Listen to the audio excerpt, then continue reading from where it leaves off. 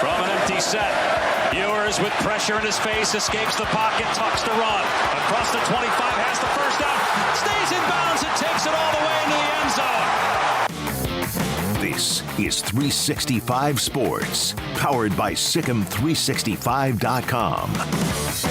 From the 19-yard line, right hash going left to right. Man in motion on the edge. Here's a pass, and it's intercepted. That's Kareni Reed, and he takes it to the house on the first play of the game. 21 yards, a pick six for Kareni Reed in Utah.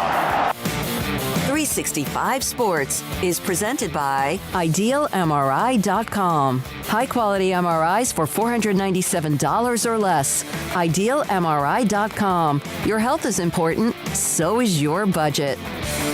2nd and 7. Ball outs.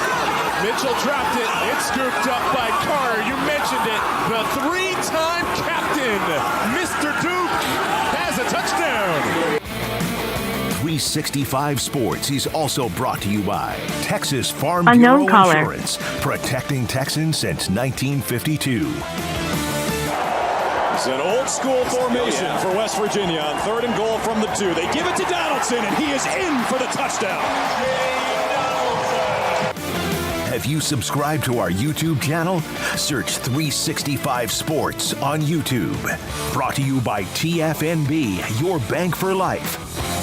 Slovis under pressure, ducks away, sends it downfield. It's in the hands of Roberts, and he's loose. Chase Roberts being chased, but nobody's going to catch him. Touchdown, Cougars.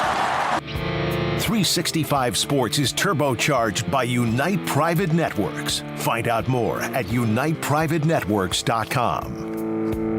Coach Sonny Dykes looking for answers to DJ Giddens. No response here. Giddens to the house. Now here's David Smoak, Paul Catalina, and Craig Smoak. All right, here we go on 365 Sports. We have discussed how college football could be, maybe, and probably at some point is getting closer and closer to pro football. Now, when it comes to rules and certain, I guess, things that are available in a good way. It depends on how you look at it. Craig Smoak, Paul Catalina. I'm David Smoak. Thanks for your time on 365 Sports. Ross Dellinger and all the other national writers today, and this is something I saw Dan Wetzel and a couple of others even had maybe late last night. After meetings this week, well, what a week it's been, huh? College leaders expected to finalize, and they have, adopting a long-expected player-to-coach helmet comms system, use of tablets on the sideline / halftime, and also, and we'll get more deep into the 2-minute warning, those are 3 rules that will start this season in 2024 for college football. Let's start. Somebody's helmet, for God's sakes, or whatever, and it maybe would work. But obviously it's more complicated than that. But, yeah, this is long overdue. And, you know, I'd like to thank Connor Stallions for whatever he did that pushed us over the line to make people realize, like, hey, it's kind of stupid. We're still showing a picture of Daffy Duck next to Lee Corso and a piece of apple pie to call plays. Yeah, I'm not going to thank Connor Stallions for anything, but I guess he, in a roundabout way, did have an effect on this. I mean, this is cool. It's long overdue, like you said. I'm just kind of surprised. Kind of surprised. I saw a tweet about these new rules, and there was like 7,000 retweets on it. I was like, is the helmet comms really that big of a deal? Like, it's cool. It's a good change, but it's not like life-altering. Maybe it is for players and coaches, though. I think, though, that maybe the retweets had more to do with the 2-minute warning. But, yeah, these rules changes that are in the works and expected to pass that are not official yet are of interest because, like you said, we've been talking about the helmet comms for a little while now, and that was a big topic thanks to Connor Stallions in Michigan. So just good to see them follow through on something that's changes in the last 2 minutes.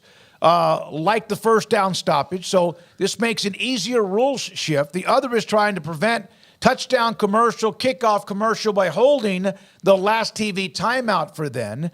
But then Graham Coffey, who was on, remember, earlier this week, his response was the 2-minute warning was put into NFL games because players and fans could see how much time was on the clock after every play.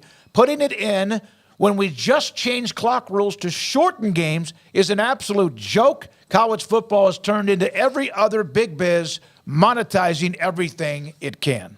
Yeah, I mean, it's not like the other thing didn't shorten the game really all that much. Like and it makes it go faster while you're watching it maybe, and or playing in it. But as far as, shortening the overall TV time, I had to sit through the biggest thing they need to change is break, penalty, or injury, the same length break, and then back again. I can't remember which. I think it was that Baylor-Utah game. The first quarter, we sat through like 15 minutes and saw 30 seconds of actual play because of a couple things that happened on the field, a review, and a pretty serious injury. And you're like, well, what's going on here? And the injury was cleared and the review was done, but the breaks had started, and so they had these 3-minute breaks on either side of it that was just kind of nuts. That needs to get cleaned up and shortened, but that won't happen because that's where the money comes. Yeah, I need to see more details on the 2-minute warning. I'm seeing conflicting reports on if this means more commercials squeezed in or if this is just going to keep it as is and there's just that break in there. So until I see more on that, I'm not going to have too strong of an opinion. I don't love doing, everything seemingly after the NFL. But if this is, something that's obviously been discussed and debated and weighed and thought to be better for the game, then I'll see and be open-minded about it. But again, I've seen some reactions of, well, it's just for more commercials. Then I've seen, well, there's not actually going to be more commercials. This is simply going to do A, B, and C. And so I guess I'll wait to have more of a strong opinion on it when I know more information. But I definitely understand those that see 2-minute warning and automatically think that's more commercials and more money and more greedy fingers up top in the systems that are trying to add more money to the pie through more commercials. And so that's kind of some of the reaction that I've seen. But, I don't know all the details on that just yet, like I said. All right. Hey, by the way, one of our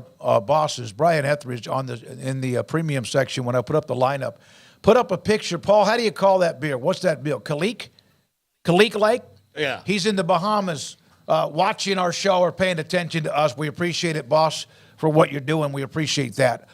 So Sam Kahn's going to join us. We got a late start today on a lot of the things, including that 14-team college football playoff, which we'll dig into again. Every article I saw or reaction or column last night and into today on the 14-team playoff was that most everybody thinks it's a bad idea. The two automatic qualifiers that get a first-round bye because of the conferences they're a part of. That doesn't mean the SEC and the Big Ten think it's a bad idea. And then Chris Vanini had this as part of his headline to a story on the 14-team college football playoff. Do you accept that the spots you might not get otherwise in exchange for becoming second class, or do you risk the Big Ten and SEC breaking away? We'll go a minute or two or three on this, and then we need to get a hold of Sam Kahn because Scott Drew's going to join us today at 3:30. Craig, we'll start with you. I think at a certain point there's a medium ground that can be met and that you continue to try to chip away to see what kind of an agreement you can come to. But this whole idea of, well, if you just give them what they want, then they'll stop asking for things, I think is complete idiocy. So you mean to tell me, and I don't mean him specifically, but you mean to tell me that if you cave to this, you're not going to be caving to every single other thing that happens? So that's kind of how I see it, that at some point you've got to stand up for yourself. And you know what? If you're just going to threaten me with a breakaway every single time I want to try to push back or try to get something for my school, then at some point I'm just going to say, and this is me, this is my personality, this is probably not the right business move, but I'm throwing birds, and I'm just be like, all right, break off then. And let's just cut the BS and let's get to whatever, we need to turn this into that's going to be better for ourselves, because I have no interest. I don't care about the money in playing the let's cave on every single argument, because if we don't, then we're threatened with they're going to break away. It's an abusive relationship is what it is. That's a good point. And so I understand the need for money. I understand the effects of that, but I don't like the idea of turning college football into a one-sided abusive relationship for more than half the schools. So, no, at some point I tell them, all right, go do your thing then, and then we'll talk about March Madness, and we'll see if you want to try to take that over and act like you're going to be able to do that without us too. Yeah, Texas did that to the Big 12 for a long time. right? And then eventually they left, and everybody's kind of happy about it, except for these new things. Yeah, somebody needs to stay. No, but we're not going to give you this. If Texas was still a part of the Big 12, some of this breakaway discussion would not be happening if they were still a part of the Big 12. So there's a give and take on that. Chris Vanini, now it's the ACC and Big 12 on the clock, basically the 3-3-2-2-1, the automatic qualifiers model. Two conferences have the most to gain and the most to lose in exchange, again, solidifying themselves, though, as basically a second-class conference. Well, I've seen some take the lobbing of that grenade yesterday, got everybody worked up about the automatic qualifiers for a Big Ten and SEC school as a response to what the Big 12 and ACC pushed back on when the original idea came out, right? So it's just this back and forth, this tug of war. And so I just find that it's funny that it's one thing to push back on it a little bit. So then your response to a little bit of like, oh, I don't know about that, is to ask for way more than you got in the original arrangement. And if that's the way it's going to be, I don't know how well these negotiations are going to go. Because if your immediate response to the first kind of pushback is, we want the only two automatic qualifiers, well, this is just not started off on very good terms. So that'll be interesting to see the chess match continue on in the boardrooms and over the phones between those involved making these calls. But, that was certainly not very well received yesterday. All right, we're joined by Sam Kahn, theathletic.com. Sam, you saw a lot of the models, the possibility of whatever happens when they're going to go to 14, which is going to happen. They haven't even started 12. And the rules changes today. That's really still not a big deal, although it's part of college football. What are your thoughts about the SEC and Big Ten wanting more and more and more? Sure, they're powerful, but when does the Big 12 or the ACC, when does one of their commissioners basically throw the double birds up? I really wish they would. I hate this. I hate this playoff plan. I really do. If I believe for a second in 2021, when they first agreed on the 12-team model with the 6 highest conference champions and 6 at-larges, which seemed to be a pretty good compromise for everybody. If I thought that was going to be a precursor to this, I would have never advocated for expansion. This is ridiculous. I'm sorry. You are asking at this point to basically codify which conferences are better than others. And I understand that, yes, the SEC and the Big Ten are in an advantageous position right now, and they do have the upper hand in football. But these things are cyclical, okay? This does not always last this way. Alabama is not going to be a forever dynasty. Obviously, Nick Saban just retired. Who's to say where they're going to be in a few years? Let's not forget, what was it? It wasn't only just 15 years ago. You guys remember the Big 12 when they had about 5 teams in the top 15 in the 2008 season? Mm-hmm. They were very, very good. These things don't last forever. So why on earth would we codify something that says this conference is better than this conference just because it's been that way for the last 15 years or 10 years?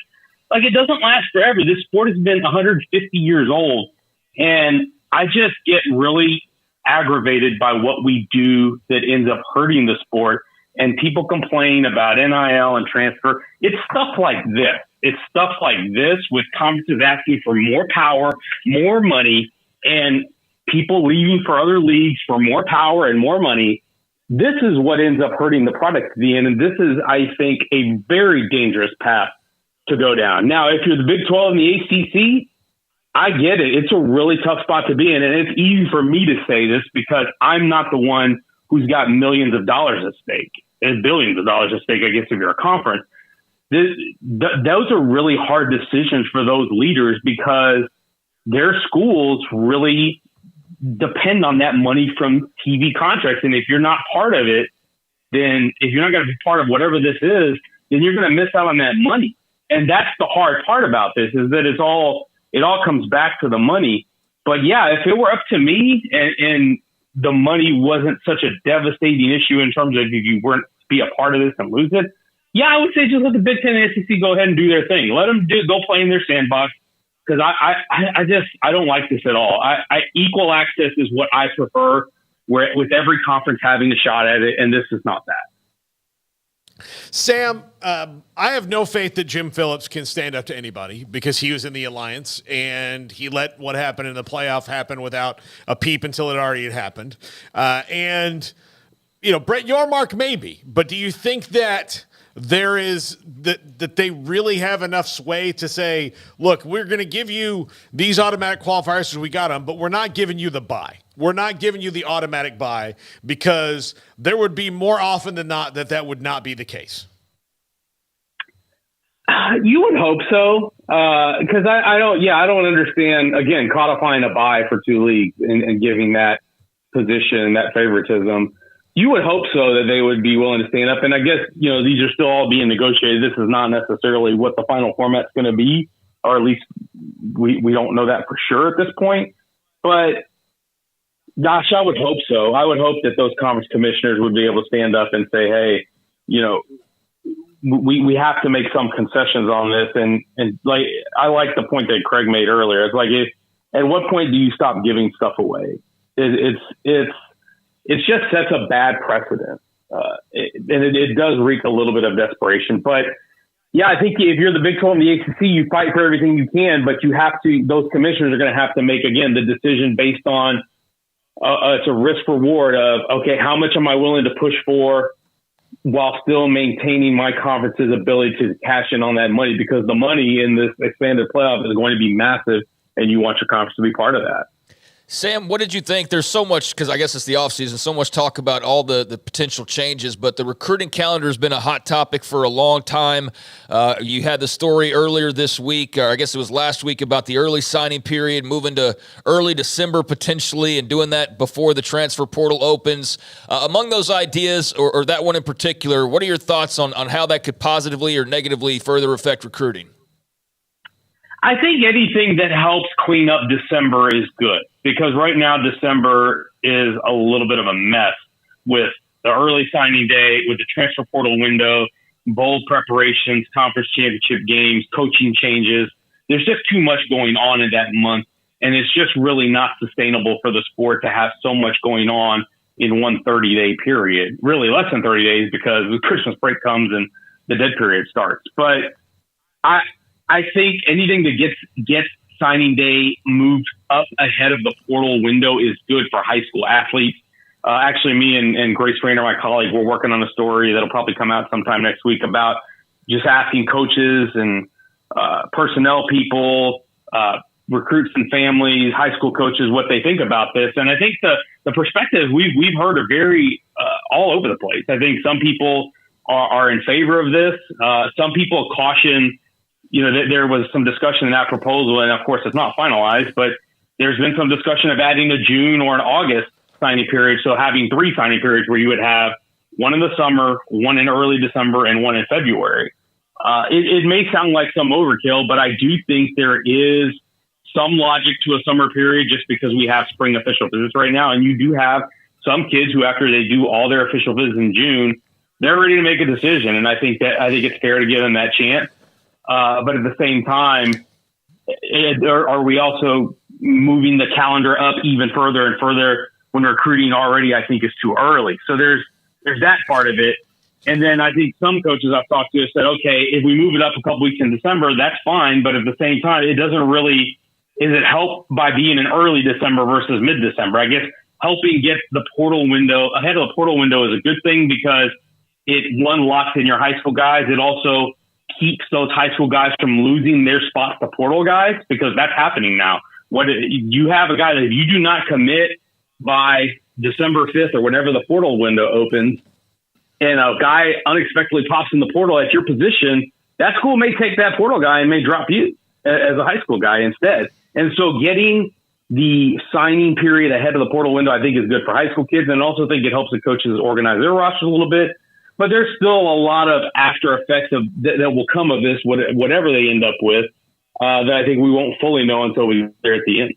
Sam, the NCAA president, Charlie Baker, just now sending out a letter to members that association staff will pause and not begin investigations involving third-party participation in NIL-related activities in wake of the federal judge's ruling last week. Didn't the courts just decide that for him? I mean, did he really have to announce that? Because the courts pretty much made it clear that he can't do it anyway. So, I mean, and that's like, that to me is like, well, someone broke up with you, and it's like, no, we're breaking up with you. Yeah. I broke up with you first. Like, come on now. No, but the court case and the ruling on that injunction, I think pretty much gave us the writing on the wall. And I think we're just going to be in this place right now where there's no real enforcement and no real investigations until we get to whatever the final version of NIL guidelines is going to be or rules is going to be, whether that is something that comes down from, federal legislation, or whether it's something the NCAA comes back to, or whether there's just no guidelines at all. The thing that will be interesting to me is how long are we in this place until we get to whatever the final end game is, which is either revenue share or employee status. Because I think that's ultimately where we're headed. But that's just something that cannot happen overnight. And so how long do we live in this limbo? But I think you would probably find a lot of people who would argue we've been in limbo the last 3 years, because even though the NCAA released this interim policy, there hasn't really been much enforcement going on until recently, until these last 3-4 months. And so I would say there's probably a lot of people who are probably been pushing the envelope as much as they can. There's probably some who have been a little bit more cautious, and I guess maybe that gives the ones who are a little bit more cautious a little bit more liberty to be a little more aggressive now. But I will say this: I do not think that this is an absolute game changer in the way that some people think it is. I do think it's a game changer for the NCAA, but I don't think it's a game changer in the way that things are operating day to day, because I think the people who are already pushing the envelope are going to keep pushing the envelope. The people who are cautious maybe will get a little bit more aggressive. But at the end of the day, I don't think there's a lot of schools out here that are going to build super teams based on NIL and go win. I think we've seen some schools try to throw some money around and try to build a super team. And guess what? It takes more than just money to build a team. It takes evaluation, fit, coaching, development, the whole nine. It's not just, hey, we can go just sign an all-star team with all the money we get. It doesn't work like that. And this is not going to, I think, lead to more of that. Sam, we're going to have some more on-the-field stuff to discuss here in the next few weeks with the start of spring football, but there was a interesting note these last few days. Texas State with Jordan McLeod coming on board after, just a unfortunate situation of Jaden DeLora and how all of that worked out, and Texas State having to move on and go find somebody else. And I don't know that they could have done much better than going and getting Jordan McLeod. I mean, my gosh, what a runner-up prize, I guess. But your thoughts on G.J. Kinney, the Bobcats, and how they found their next quarterback? God, what a win for G.J. Kinney, because that whole thing with Jaden DeLora was a mess, and T.J. Finley, because and there was a lot of timing issues there, because I think they were waiting on an answer on T.J. Finley. They didn't get one in time, or at least when they thought they were going to get one, they ended up going and getting DeLora. Obviously, DeLora ends up, withdrawing from school because of all of that, everything that happened after there. But you think, okay, are you going to get through? Are you going to be able to go through spring with a quarterback, or are you going to have to find your quarterback after spring? What are you going to do? Because now the guy you had left and the guy you went to get is no longer here.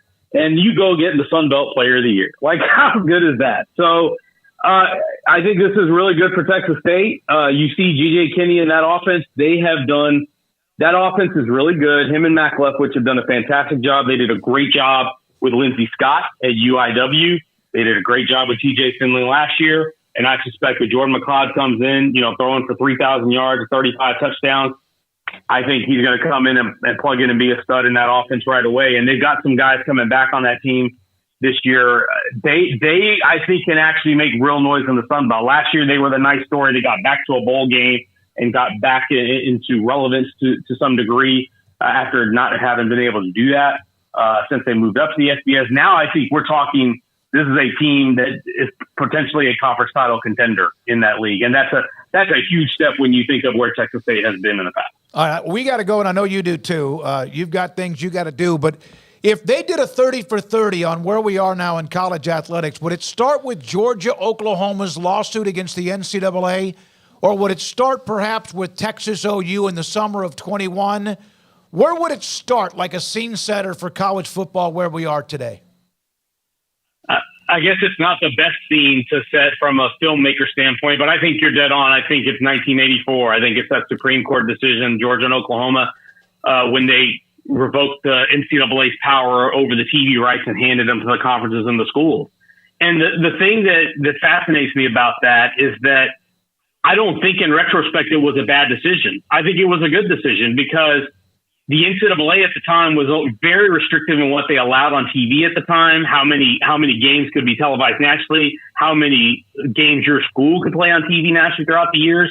And the decision allowed the sport a lot of visibility, and it allowed it some room to breathe, and it allowed it to reach new audiences and new households, and it created some growth.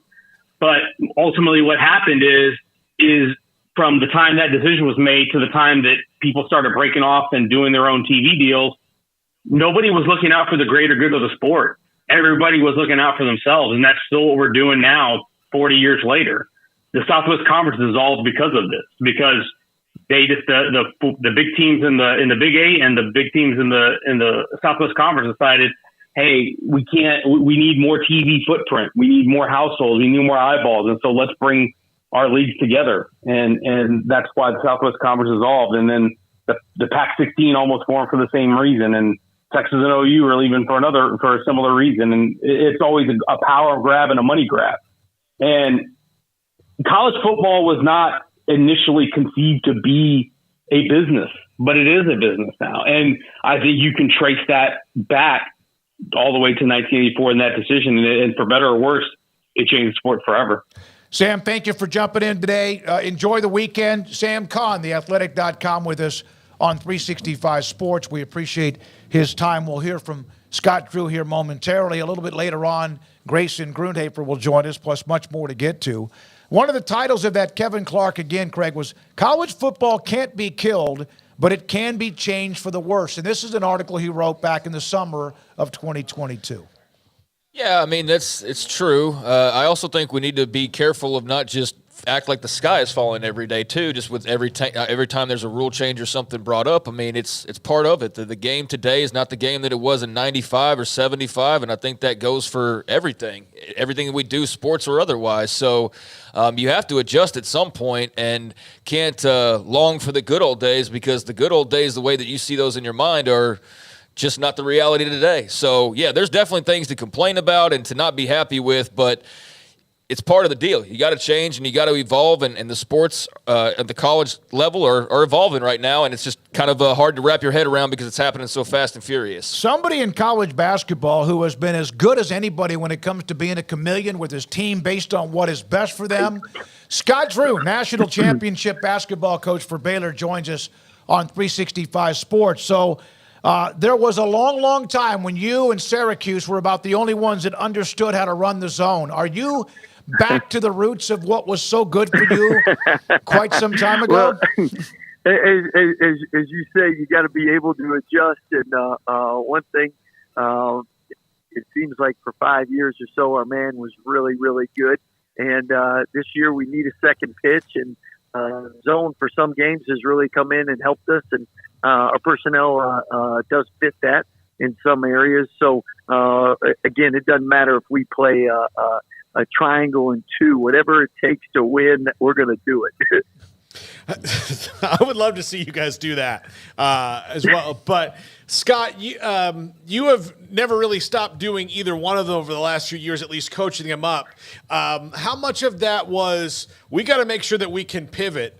Because when you first went to the zone many, many years ago, that was a pivot in season because you just had a couple guys who were not man-to-man guys, especially down low, and it worked out for you. You got in the tournament. Have you always kind of kept both systems in place in case you do need to make those pivots in season?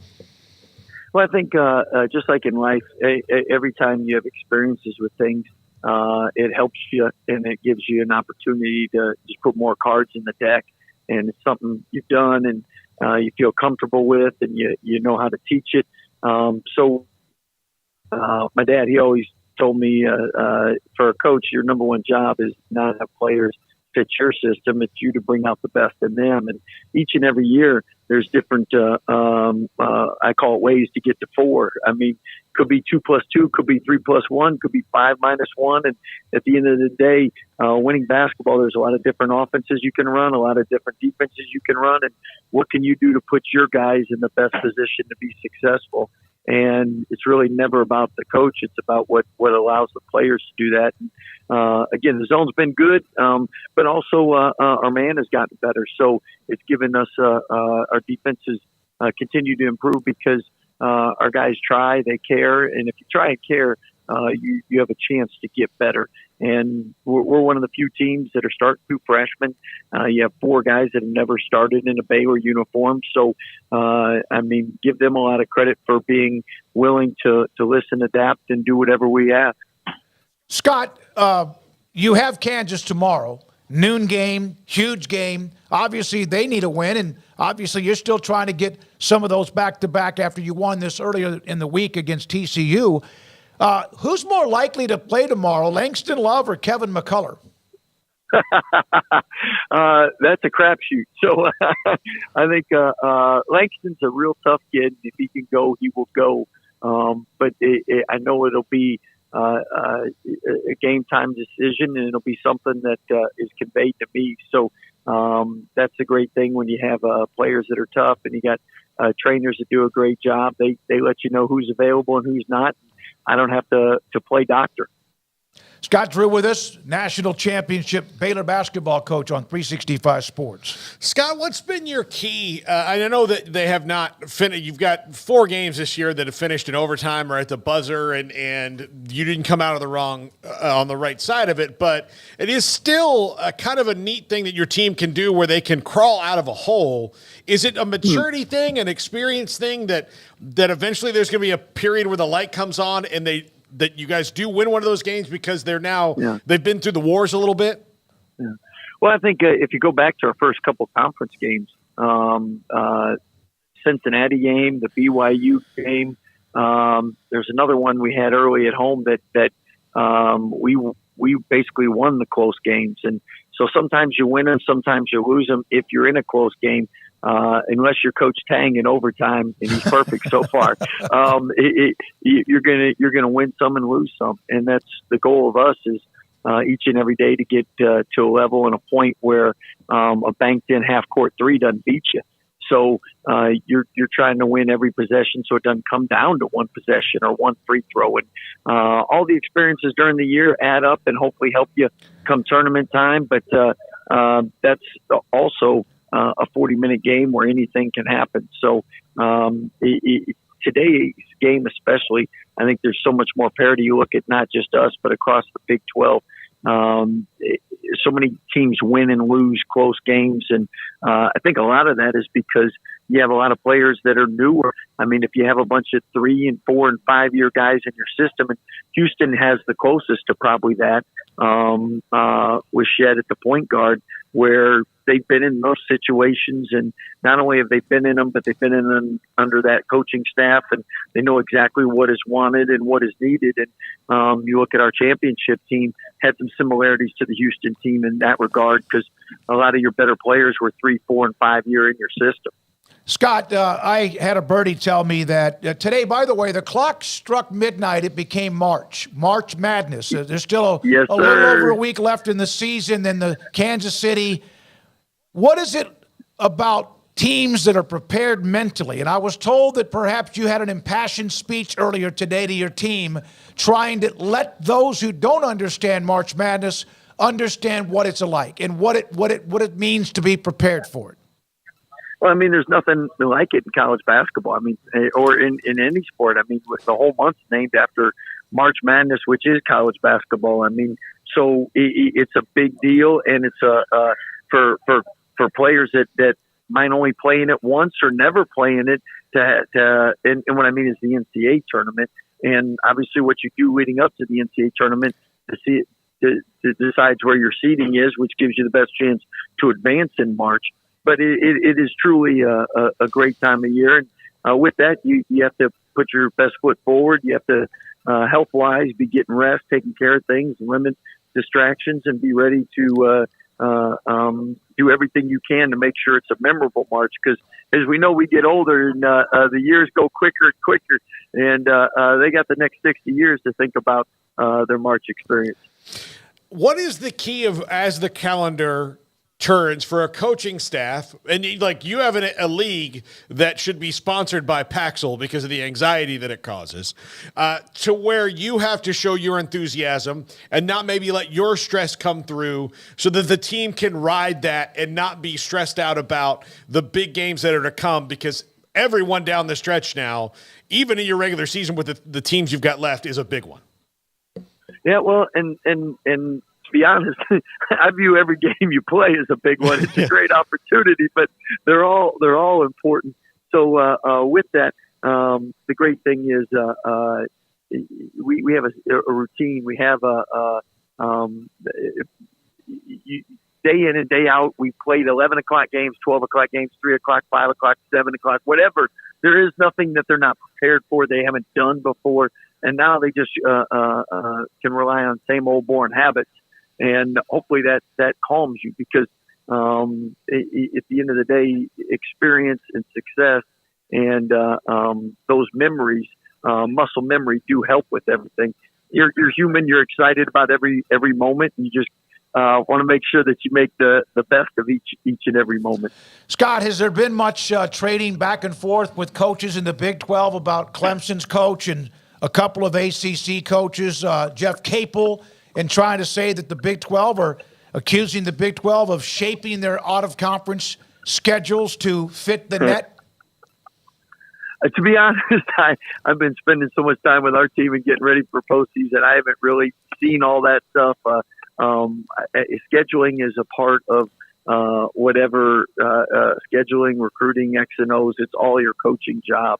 So you need to be great at all of them. And at the end of the day, if you win enough games, you're going to get the results that you deserve and earn. So with us, I look at our non-conference schedule, and I mean, Seton Hall, you look at Florida, you look at who else am I missing Duke, here? Michigan State. Duke, Michigan State. But who else have we beaten that should be in the tournament? Auburn. Auburn. I mean, starting out at the beginning of the year, I mean, Auburn was a great win. So you play enough high majors, the NCAA doesn't penalize you for that. So you can control your schedule. Everyone has a right to choose and schedule however they want. And right now, I think in the net, and I think in the RPI, if I'm not mistaken, the Big 12 is the best conference in the country. And it's that for a reason. We've played games, we've won games, and you get what you deserve.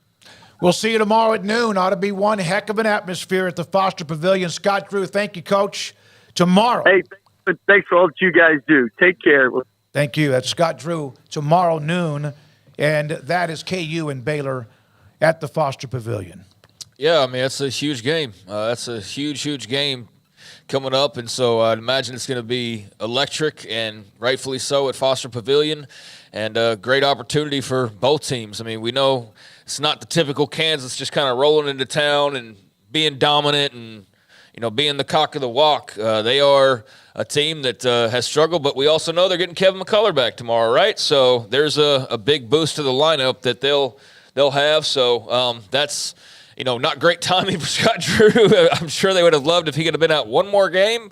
But regardless, you want to be the best, you got to beat the best.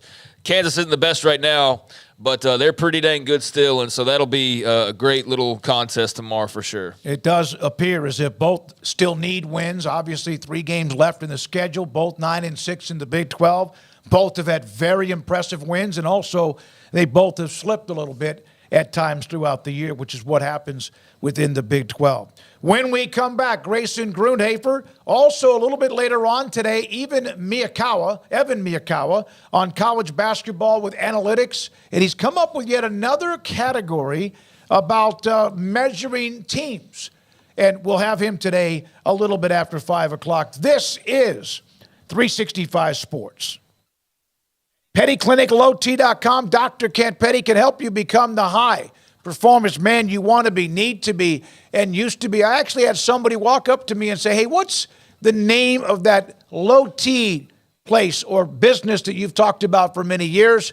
And it was easy. Dr. Kent Petty, just off of Old Jewett Drive off 84 in Woodway. Dr. Kent Petty, if you have energy issues, sex drive issues, if you don't feel right, you're not even sleeping well, a lot of it could be your testosterone level has dropped, which is normal for men as you especially get into the mid to upper 30s and older. 1 out of every 3 to 4 men have symptomatic issues of low testosterone. And Dr. Petty wants to find out, and you do too, if that's because of low T. You can contact them, pettycliniclowt.com. They will then set you up to go get your blood work. They'll take care of that. You go get your blood work. They get the results. And if your testosterone level's too low, Dr. Petty can put you in a program to increase your testosterone levels so you can become the high-performance man you want to be, need to be, and used to be at pettycliniclowt.com.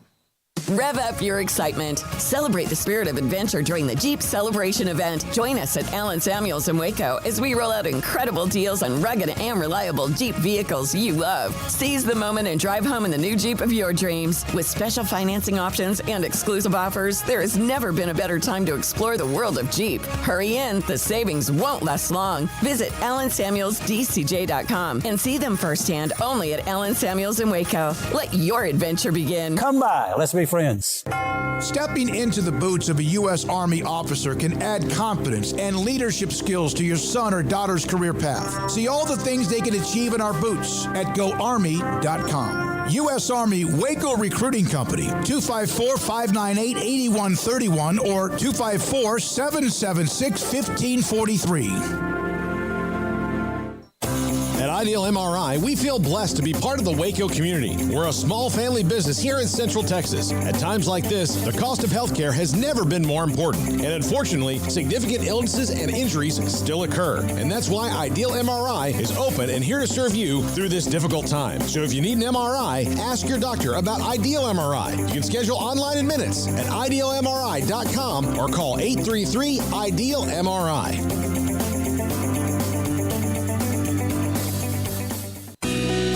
Camille Johnson Realtors guide you seamlessly through the process of buying your dream home or selling your current one. Commercial, farm and ranch, or residential, Camille Johnson Realtors can smoothly and successfully lead you through any transaction. With a team of 28 experienced agents who are excited about serving you, Camille Johnson Realtors services the entire greater Waco area. If you're in the market to buy or sell, contact Camille Johnson Realtors, 104 Midway Center in Woodway, or find them online at www.camillejohnson.com. Camille Johnson Realtors, elegant, charming, warm. Welcome home.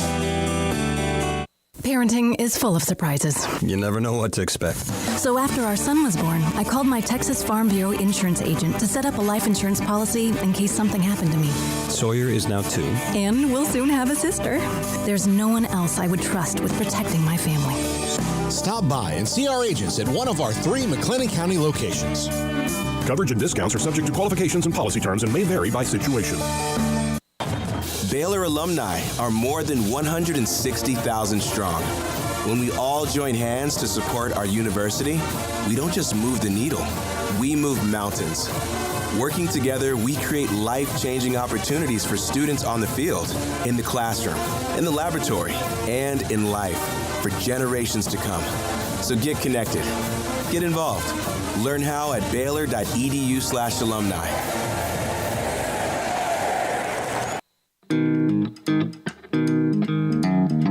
This is 365 Sports. The 3 o'clock hour is sponsored by Waco Custom Marketplace. Meats, sweets, Texas treats, and a cut above the rest. 425 Lake Air Drive, Waco.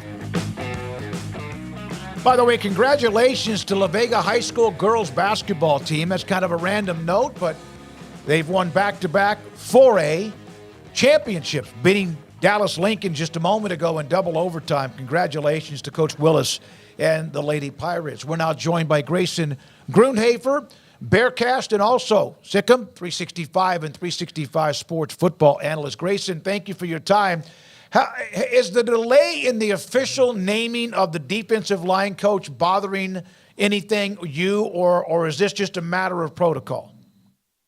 I really think this is just a matter of protocol. I mean, you kind of look around and just reading the tea leaves as far as I think maybe yesterday or a couple days ago, San Diego State hired their defensive line coach. So, read into that what you will. But I do feel like things are moving. They're just moving a little slower than I think people would like. Now, the other two took a little bit of time too, right? For Mason Miller and Jamar Chaney to get announced officially, it took a little bit of time. So I kind of think this is a similar situation. I'm not too worried about it currently.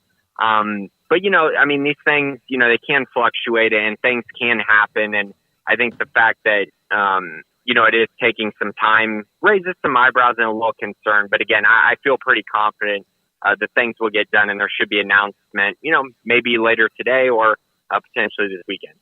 Grayson, what do you think about a potential June signing period?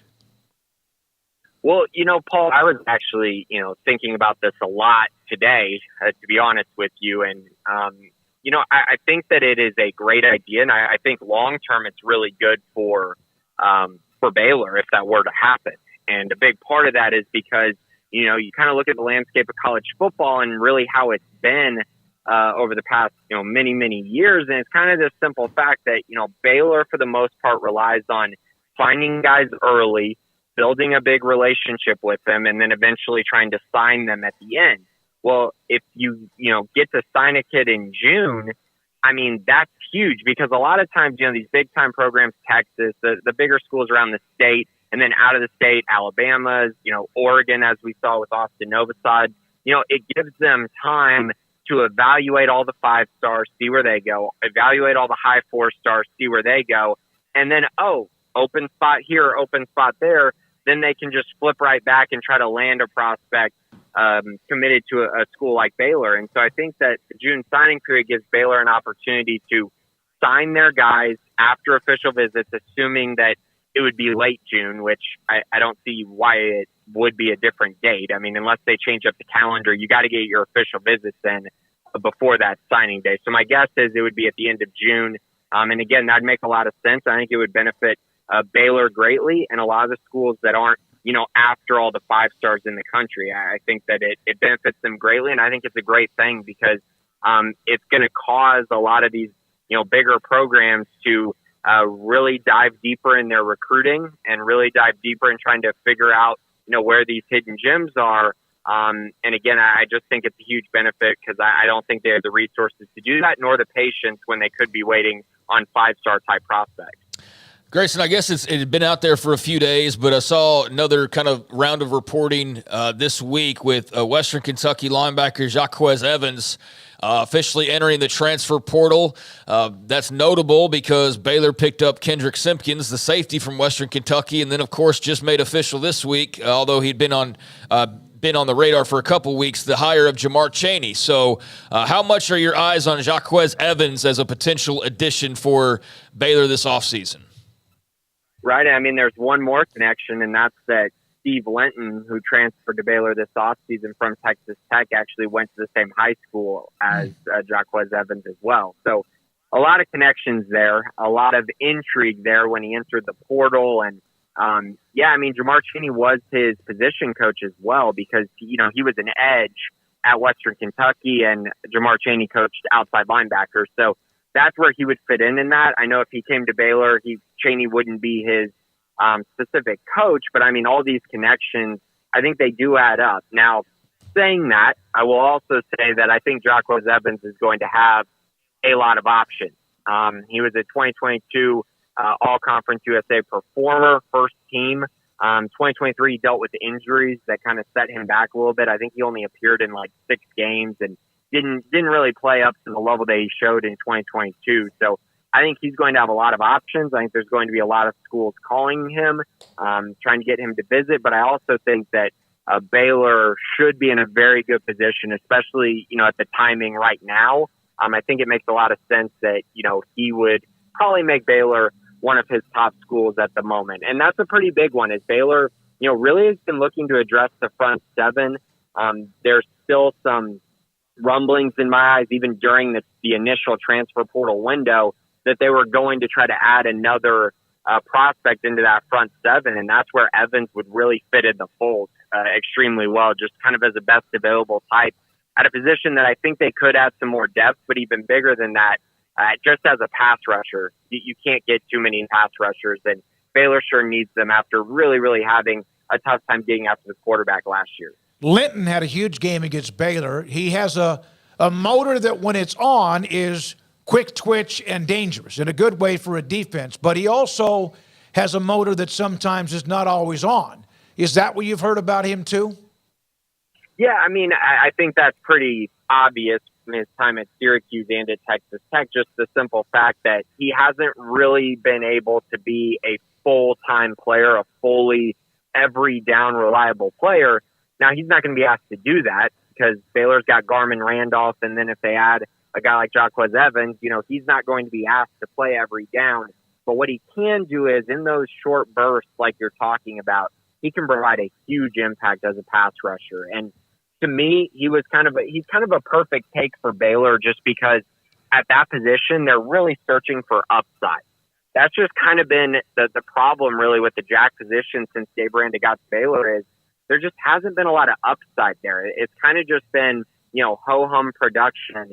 And that's not really what he was used to during his time at LSU. And so I think that it's just a situation where you really need more guys like that, more guys that are athletically gifted who, if they reach their upside, you could be looking at, potentially a borderline all-conference guy if everything comes together. Grayson Grundhoefer with us, recruiting analyst, Bearcast, and more on 365 Sports. So they're about to, it's March, and so spring drill starts a little bit later on. Have you already kind of started positioning what you'll watch for the most when everything begins, or have you already been through that already? Yeah, I definitely am I'm curious about a lot of things, but to me, I think the biggest thing this spring is going to see position changes. And it's fascinating, right? Because, if you go out and add a guy like Jacquez Evans, are you really going to keep three guys at jack? It would kind of make sense to maybe move Garmin Randolph to field end, which is what TJ Franklin played last year. That's a move that, who knows, maybe that happens if they get more depth at jack. Or you look at the defensive line, you had a lot of young guys playing last year. Is Brendan Bett really going to stay at nose tackle when his profile really says he could play boundary, which is what Gabe Hall played last year? Does he make a move? You look in the secondary, they have like 6 cornerbacks that I think they feel really good about. Would you move one of those guys to safety? Would you try to experiment there with maybe a guy like LeVar Thornton? Does Carl Williams stay at the star position, or does he move back to cornerback after having a really, really good true freshman season? There's just a lot of intrigue in my eyes with all of that, with the offensive line. How does that come together? Who's the initial starting group? I just think when you kind of look around the landscape of Baylor football going into the spring, there's a lot of unknowns and a lot of question marks, but also a lot of optimism about the talent they have on the roster. So to me, it's just about finding where that talent belongs and where it can fit in the most, and then trying to see, if that improves your football team. All right, Grayson, I believe you said earlier this week that you're going to Foster Pavilion for the first time this weekend, or tomorrow, I should say, for the Kansas game. So what's your excitement level for checking out the new facility, and just what are your thoughts on the matchup with the Jayhawks and the Bears tomorrow? I mean, it's going to be a lot of fun. I can't wait to be in that environment and just, get a chance to finally see it. I mean, everyone's been talking about it. I know they've played quite a few games in there now, and I'm thrilled. I think it's going to be such a cool experience and a lot of fun. Now, as far as the game goes, I think this is a game where you look at Kansas's last performance against BYU, and you kind of just sit there and go, this game is there for the taking for Baylor. This is a game they absolutely should win. I don't think Kevin McCullough is going to play for Kansas. I think Kansas is at a point right now where they're just trying to survive until McCullough comes back, whether that's in the Big 12 tournament or in the NCAA tournament, just trying to keep their heads afloat, get a 3 seed, get to a seed level where they can still win some games. Whereas I really think Baylor, even without Langston Love, is really trying to get a 2 seed in the NCAA tournament. And really, this past week was good, beating TCU. The 2 losses to BYU and Houston officially ruled them out of the Big 12 title race, but there's still an opportunity there for them if they close extremely strong to get a 2 seed. Now, I think that would require probably winning these next 3 games. and then going to the Big 12 tournament and probably winning at least one game in order to get to that point. But I think in general, you're going to see a very motivated Baylor team and a team that in my eyes can't lose again at home. This team, this program is too good to be losing 3 conference games at home in a season. That just should not be happening, especially in this new environment. They got to figure out a way to get this game done. And then, of course, they play Texas next week at home as well. So these 2 games, in my eyes, must wins for Baylor. They got to find a way to get it done, and they got to do it at home, which is, everyone's been talking about, this new environment, a great crowd. They get an opportunity to have a real home court advantage, but they haven't really capitalized on that to the level that I think most fans and I think the coaches and players would expect.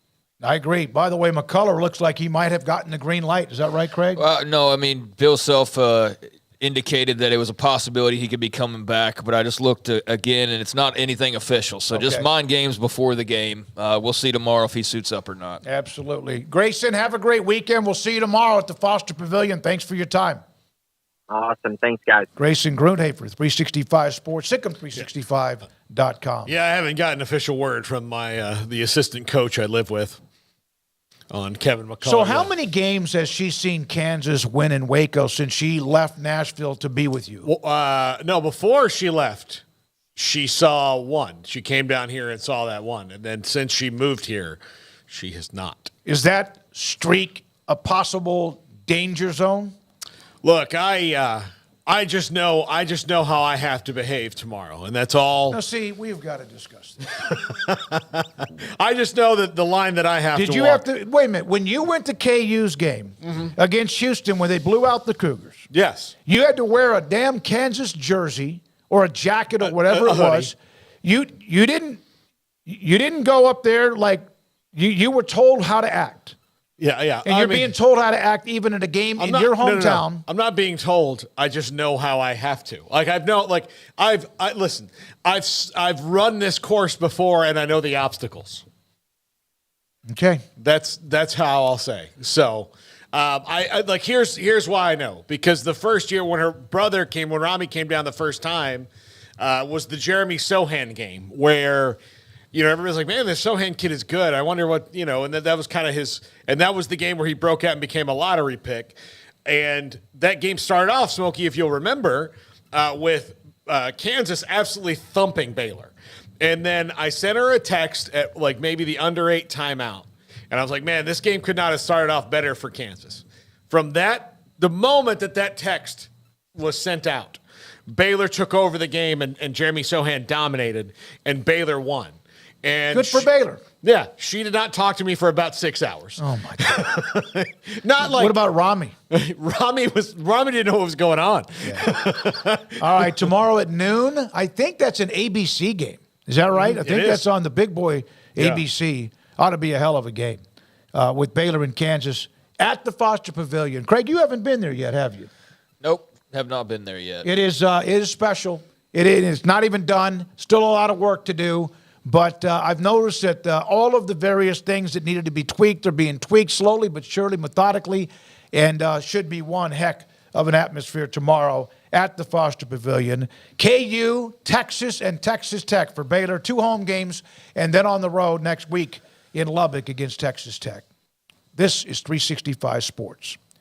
IdealMRI.com. Dr. Rob Maxey and his staff, his partners, those who put together the business, knew what they were doing, and they did it right for you and for them. An MRI, an average cost of an MRI is $1,100 and probably rising. IdealMRI.com in Central Texas Marketplace building is $497 or less every single time, never more, and could be less. They will help you. One, if you have something that needs to be looked at with an image from an MRI and your doctor mentions that to you, they know Ideal MRI, suggest that's where you want to go because, again, remember the average $1,100 or more. So that's what you want. They request you go get your MRI. They'll contact you and also get your scheduled appointment. And it's not going to be a long delay. You get there. It's not going to be a long delay when you get there. They'll be ready for you. That machine is ready for you, and the techs and specialists will be ready for you like they've been for me if you get a little bit nervous about tight spaces. I've never had a problem with their machine. IdealMRI.com, finding out what hurts so bad and also making sure your budget is good at $497 or less off I-35, IdealMRI.com in Waco. With so many companies and policies out there, it gets so confusing shopping for insurance, and I never know if I'm getting the policy that's right for me. Luckily, I met the team at the Niche Group Insurance Agency. With the Niche Group, you can go to one company and get access to coverage options from many insurance carriers, and you get to speak to a real person about your specific coverage needs. With the Niche Group, I know I'm getting the right coverage at the right price. If you need insurance, talk to the experts at the Niche Group at 1-800-258-8302.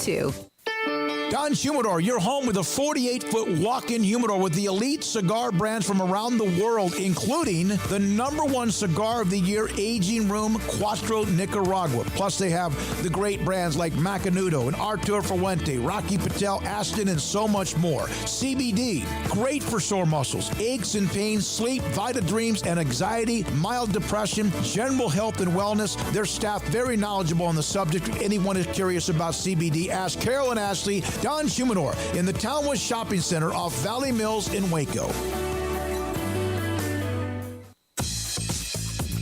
Baylor Scott & White Southwest Sports Medicine and Orthopedics, the team physicians for Baylor Athletics, diagnosing and treating all sports-related injuries, including concussions. These specialists also provide orthopedic services for athletes and non-athletes alike, whether it's knee or shoulder pain, a wrist injury, orthopedic spine care, and even an arthritis and total joint clinic. Trust the doctors Baylor Athletics trust. Baylor Scott & White Southwest Sports Medicine and Orthopedics wants to get you back in the game.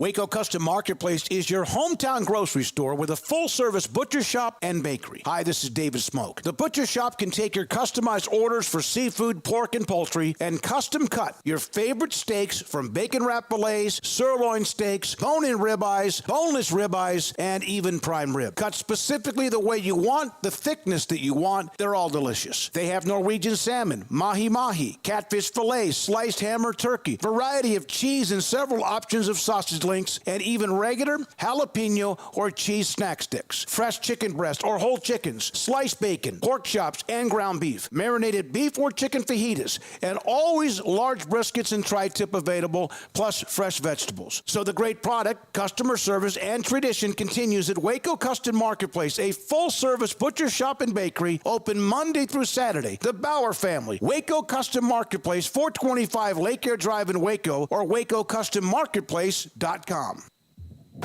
This is 365 Sports. Text us at 254-339-1122. The text line is sponsored by Riverbend Liquor and Wine, with the most extensive variety of craft beer in Waco. A hidden gem on Lakeshore Drive and 19th Street.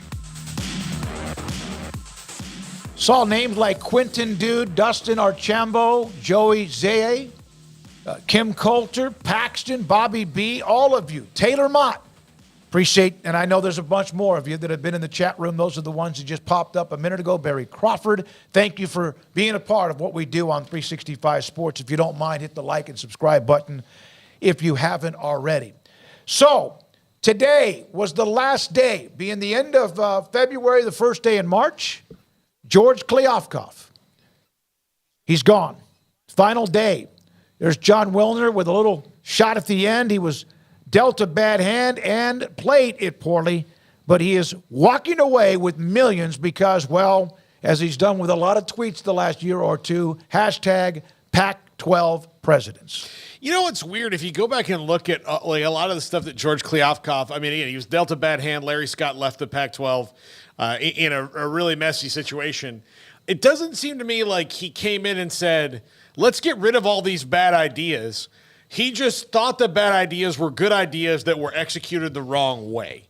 And then he kind of leaned into a lot of that. And then instead of ever having the gumption, the guts to like tell the presidents, like, look, no one in these meetings has told me $50 million a year. Now, I don't know what you guys think, but when I go to them and I say 50, they laugh me out of the room. So maybe we shouldn't do that. Those things are what undid his career as the Pac-12 commissioner. And it's just so bizarre to think that, moving on ahead. Yeah, he was not the only one at fault, but he certainly was the figurehead, so he's going to get the majority of the blame. But the school presidents were as involved, and their various other athletic directors and those who had a say or who were aware of what was all being spoken about. That was not all him planting seeds in the media. George is kicking ass. I don't think that was George Kliavkoff that said that. I think that was Kirk Schultz or Robert Robbins or whoever it ended up being. And, those folks ultimately are the ones with as much of a call as anybody. So, yeah, I mean, what a gig. You took a risk initially, but were thought to be somewhat on potentially the cutting edge by bringing in a guy from the casino world to run your businesses. And that was looked at as this, visionary type of move, although there were some questions about how it worked out. And, well, ultimately, the answers to those questions weren't great. It didn't work out, obviously, very well because now the Pac-12, for all we knew it, is dead. And he is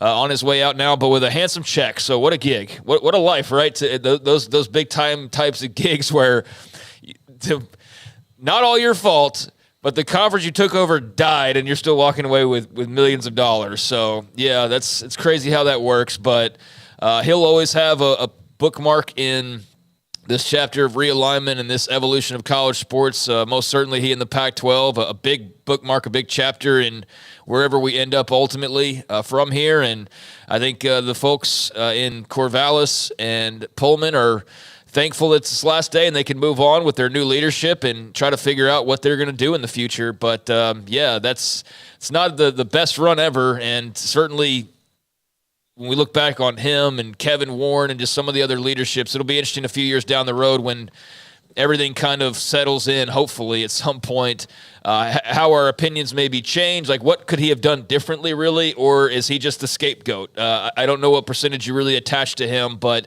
maybe history will be kinder to him, but right now in the present, certainly not very kind. So if you are, I don't know what age you would be, but, for example, when I was younger, there was the Pac-8. There was the Big 8. There was the Southwest Conference and a lot of other conferences that had numbers attached to their names. The SEC has always been the SEC, the ACC, as far as in name. So Paul sent this. Was it Paul or Garrett? I did. Paul sent this out to us in our group text earlier today. Imagine explaining college conferences' names to somebody with no context. This is the Big 12. It has 12 teams.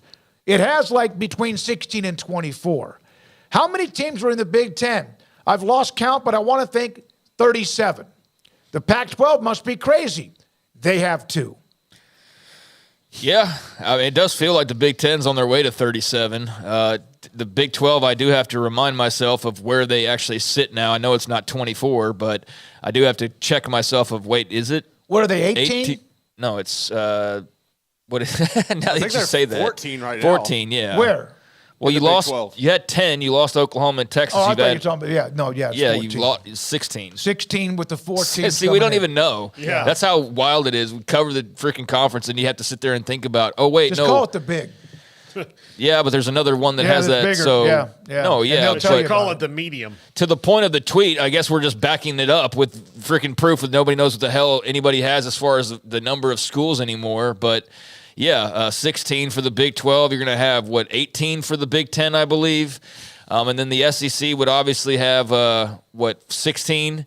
So where do we stop with that? I don't know. I know there's the belief that it'll balloon to 20 for those top 2 or something along those lines, 24 for some people's theories. We'll figure that all out in time, I guess. But it is a weird thing to have to try and explain to somebody who is like Encino Man, thawed out from ice from years and years ago, and you trying to catch them up on the present day. That's going to be a complicated conversation for sure. All right. There has been this thought about measuring for first downs, even touchdowns. You have all these different camera angles. Dan Wetzel, earlier today, the NFL says it's tested optical tracking for line-to-gain rulings from a year ago, including at the Sugar Bowl. It's, if adopted, The Super Bowl, excuse me. If adopted, the chain gang would be mercifully relegated to serve as a backup in case Tech failed. I want to mention this first. My mother's father,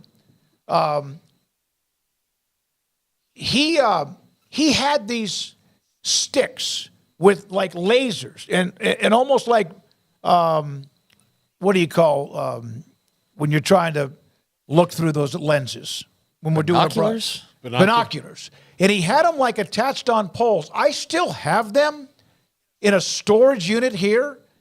And he had that idea back in the 70s, the 60s, that's how they should measure for first downs, that it would be like basically all but, because it wasn't available, a laser beam. He had that idea, went to somebody many, many, many years ago, decades ago, and they laughed him off.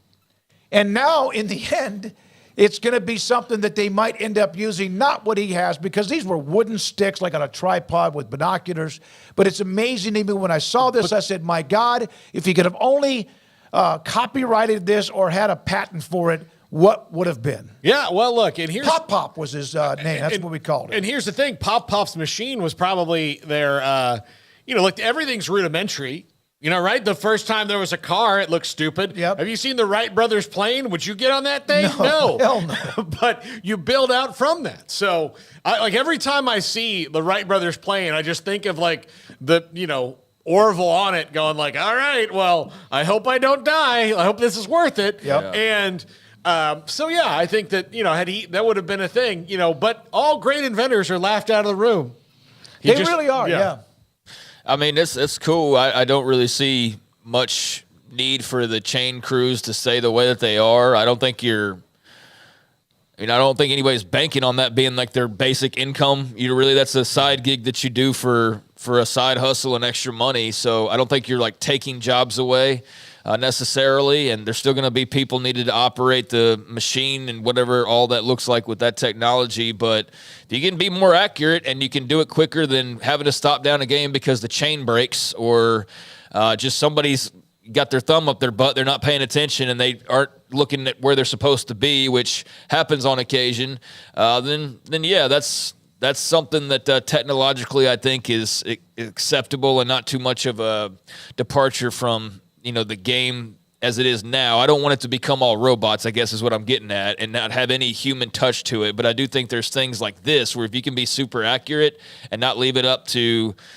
humans and their judgment at times, then that's a solid move, I think. So there you are with that. That was a note from Dan Wetzel, who was kind of busy today with things that were about rulings and the way the game is changed. And under the official spot where the ball is, so they're just going up to where they are. Not by no means are the chain gangs determining where the down markers are, but watch enough games to see where they can kind of get lost in the shuffle a little bit. So I think that would be kind of like the pylon cam. You have that view, and it just makes it simple and clear cut. And rather than leaving it up to judgment, get it right and as accurate as possible. So that'd be kind of cool. All right, let's get into Iowa State football. How about this deal? This was a big, big story that Iowa had athletes involved in a gambling probe. And today, this is Elias Johnson. Prosecutors are dismissing charges against former ISU student athletes in the DCI sports gambling case. Look for updates and more of those. What did you call this when I walked in the door earlier today, Paul? It's quite often called fruit from a poison tree in the legal circles, and that's from the law school of Paul Catalina. But no, I've seen this before so the evidence that they got from the data tracking that they used to see which Iowa State athletes were making these bets, it appears that they did not have authority to do that in the way that they thought they did. So in order to prevent them losing this whole thing and losing on appeal and then getting into a whole something other than this, drop the charges because honestly, look, as scary as it is that gambling, can get involved in college athletics, and there is certainly something that they will be doing about it and need to find a way to monitor it. But if at the state level you've overstepped your bounds, then you're already not helping the situation. And if you read the report of what all these guys did, like for every Keishon Butte who was betting on himself to get 7 catches in a game.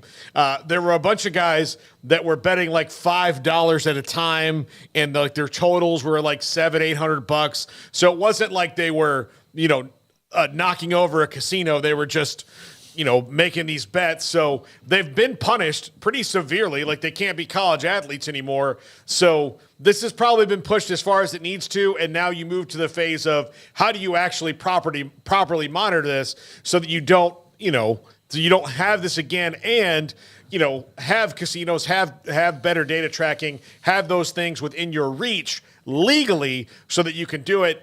We had the Bill Miller, the gaming commissioner, on our show at the Super Bowl, and these are the things he talked about. Like, look, if you make casinos, if you legitimize the business, then it helps the casinos and it helps the law. But the more that you kind of have these, ways of people kind of sneaking around, the more problems you're going to have.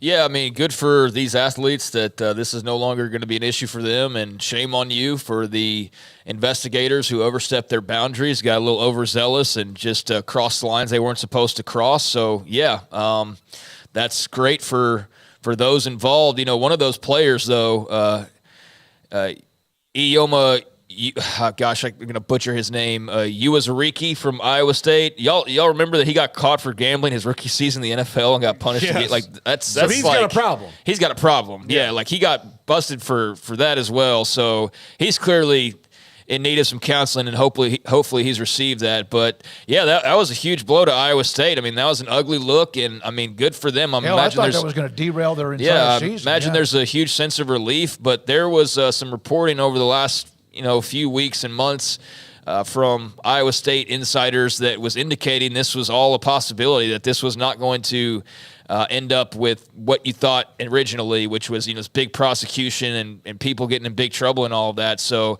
that was dead on, and there were some nefarious things ongoing by the investigators. And so glad this is getting cleared up. But yeah, just in case you have a gambling problem, throw that hotline number at those guys one more time, because this is still an issue that I think you have to worry about in sports moving forward, especially college level, because it's so many people involved in so many different sports and so many people you're having to keep up with. Like the NFL, you've got the benefit of much smaller number of players to watch over and money and technology to track and to better regulate it. I think in college, it's a little bit more of a free-for-all, and you hope to contain it as much as possible. But yeah, I imagine a huge sense of relief for those guys and for Iowa State athletics just as a whole to be moving past this. So good for them. All right, so there we are with that. So those young men were facing felonies, right? Yes. What happens when you have a felony, when you have been convicted of a felony? In many states, you can't vote. So, I don't know how Iowa fits into that. But can't get a job for a lot of places, too. Yeah, I mean, potentially. It's tough. So, look, they've been punished enough for what they did. Really, they only hurt themselves in the long run. They thankfully did not wind up hurting Iowa State athletics and compromising that. But they really only hurt themselves in the long run. And sometimes it's smart in a prosecution way that, look, let's not push this further than all that. I mean, there's many stories out there. I always think about Joe Louis, got punished to the fullest extent of the law. Former heavyweight boxing champion. Yeah, and he had to do all these awful gigs for the rest of his life. He had to go to casinos and hey champ, and shake hands and do all this because the IRS would just never let him out. They would never let him off this. They wouldn't negotiate down because they made an example of him. Did that help anybody, or did it help the IRS? Did that make you, didn't help anybody in that situation? So don't make an example of these Iowa State players any more than that you already have. You've kind of made it already. Well, yeah, I mean, for those who got booted off their teams or couldn't participate, I mean, now y'all know what's coming now, right? Massive lawsuit from those players. I mean, that's on the way now. I mean, you just took away their. What would that be? A civil case? A civil lawsuit. That's what's coming now. So buckle up, because that'll be the next step. Is all of these athletes getting together? I mean, you didn't have the big thing is they didn't have a warrant, so they completely overstepped their boundaries, and so there's absolutely a case there, especially when you look at if you're Jarrell Brock and you were set to make however much NIL money this year and whatever else you could have maybe possibly gained on top of that, and you didn't get to even play this year because of this. So now, and I know that there were some that like pled down, and so I don't know how you like. I don't think you can retroactively. I don't know. I'm not going to pretend to know the laws ins and outs, but I wonder for those who just kind of took their medicine and took the let's get this over with route, what happens there. But yeah, for sure, what we can be positive about is there's a civil lawsuit coming from some Iowa State athletes, and that will be interesting to watch. So there we are with the Iowa State athletes as they are no longer under investigation, and that now moves on, and maybe they can move on, and I don't know what's going to be next. As Craig, you mentioned, most likely some lawsuits. 4:28 is the time. We had a quick start, a late start, and then we had a fast start because we had to get to Sam Khan to kind of redo what happened today. One, the rules changes in college football. There will now be a 2-minute warning at the end of each half, which is what you have in the NFL. Is that official? No, I mean, they got to pass it, but it's all but like. It seems like it's bound to happen, yeah. So you have that. Garrett, do you still have that Ross Dellinger tweet from earlier, or did you nuke that? I nuked it. Okay. You love doing that. So you have that. You gave him like 500 things every day. Yeah. The other part of it, and a lot of these things had been discussed before. I did not remember anything about a 2-minute warning. The player-to-coach helmet. Now, not everybody has to do this. I don't know why you wouldn't if you are a team, but this is what it's. Remember, there was a Division III was not going to be a part of that. Apparently, it's for all 3 divisions. Player-to-coach helmet communication. Tablets on the sideline.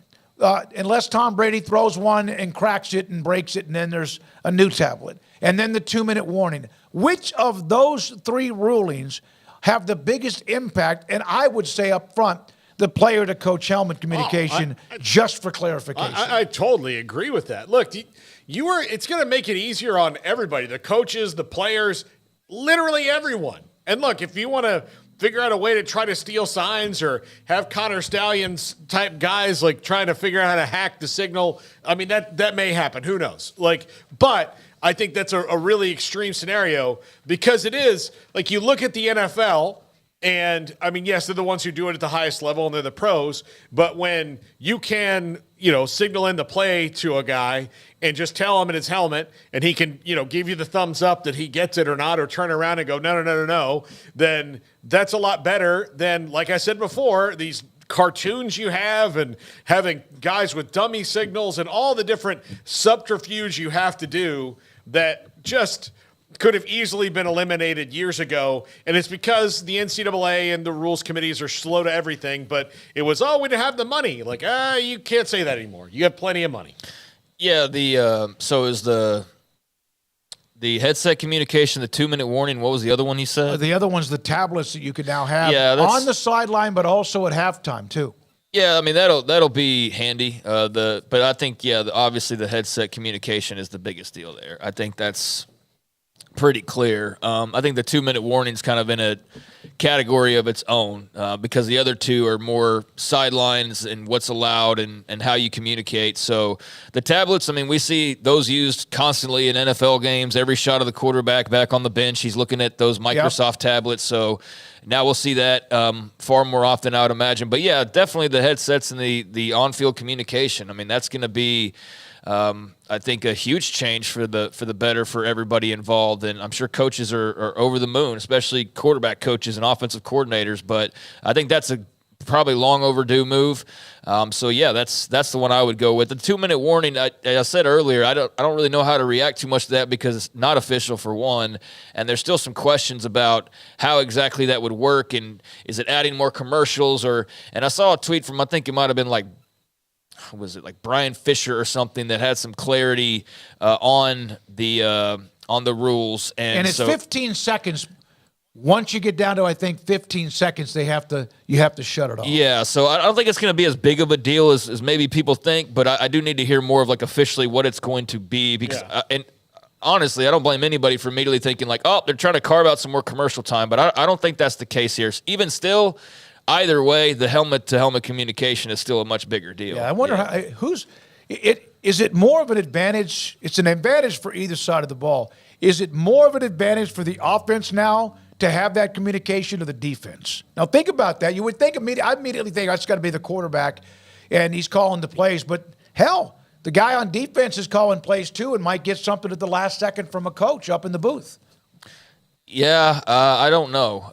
That'd be an interesting question, though, to ask coaches when we get the opportunity. Yeah, like in spring ball, we'll be able to ask coordinators and assistants of how that's going to work for them exactly. So those details will be fun. But, I would think I don't know. I mean, that's a good question. I don't know what would be more beneficial. S. Michael DeHart on the Iowa State story, the gambling probe, overcoming qualified immunity to sue law enforcement agencies. It's a huge issue to overcome. Explain that to me. Is that a huge issue to overcome for the student athletes who were penalized? Yes. Under investigation? If they're trying to sue to sue them, they have to prove, part of this might be heading off the pass before they have enough to sue them on. But I'm sure there's going to be an opportunity to try and do that because, again, bottom line is these guys lost their careers because they were caught gambling, and I don't know if they can undo that. And like I said, there's 24 athletes were involved. This wasn't just like a handful of football players, and a bunch of those athletes decided to just go ahead and take their medicine and get it over with. And so that's what I was saying about retroactively. Like, does anything change for them? I guess not. I don't know. Again, don't know the law back and forth and well enough to say anything definitively. But a civil lawsuit against the state, I mean, that's I think what you're talking about, and that's what they're looking at. At least that's what the lawyers involved. Of course, the lawyers want to litigate more and have more cases, but I think the athletes are going to be encouraged to pursue something against the state. And look, man, if you can prove that there was something nefarious going on, I mean, they're very clearly that the charges are dropped for a reason because they showed them overstepping their boundaries. I don't know how effective or successful they could be. To your point, S. Michael DeHart, don't know enough about it, but I imagine they're absolutely going to see what they can do and possibly pursue against the state for sure. All right, Charlie Baker wrote that letter and sent it out to all the members of the NCAA. Did he need to do that? I mean, I think it's. I don't know. I kind of tune out when Charlie Baker gets mentioned at this point. That's technically his job, but I mean, probably there has to be some sort of official word. I do wonder this. Hey, we know you know this, but just in case, we're going to make it clear we're not going to look at any investigations over collective or any kind of NIL right now. Okay, well, shut all that down for now. If you're FSU and you had already agreed to one, and this lawsuit happens, do you go back and say hey? Well, we just said Iowa State athletes need to move on. That's the state of Iowa. Yeah. This is not the NCAA has less power. Honestly, they're like the hall monitor, the fifth grader they put outside that goes to rat on the kids for going to the bathroom and then gets beat up in the bathroom. Yes, he's not he has no real power. He gets a sash. That's it. Maybe he can catch somebody, but the bottom line is. I guess he's got to tell them, but there's a lot of things, especially if you've been caught up in an NIL case and you made an agreement for it. Now, whether that agreement was just or not, and it probably was in Florida State's case, I mean, why should they abide by it? Or why should they have to if no one else is going to? And I did get one of my own questions answered here, looked at another updated article, and so the dismissed charges are not going to affect those that took plea deals. So like Hunter Deckers is one of those that took a plea deal, so that's nothing changes with them. So I guess you'd have the handful that didn't that would have the opportunity to say, wait a second here. But I don't know how all the rest of that works. All right, Ross Dellinger, I don't have the tweet to you, Garrett, but listen to this and think about what we discussed and think about just college athletics, sports in general. The state of college sports. No real transfer policy. Cannot police NIL inducements. This is about the NCAA. May owe $3 billion in NIL back pay. 3 cases may deem athletes employees. 1 Ivy League school is unionizing.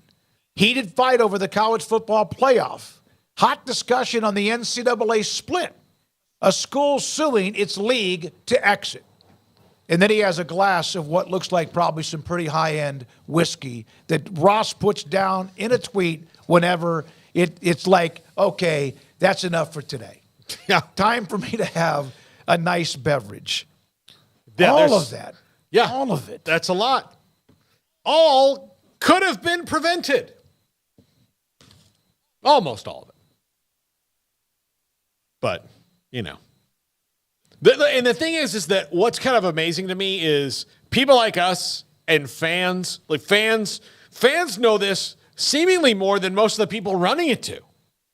Like, if you just, instead of having a college football playoff committee full of people who know it, or like somebody running it, if you just put like 10 fans in a room and said, here, give me some feedback, they might come up with way better ideas.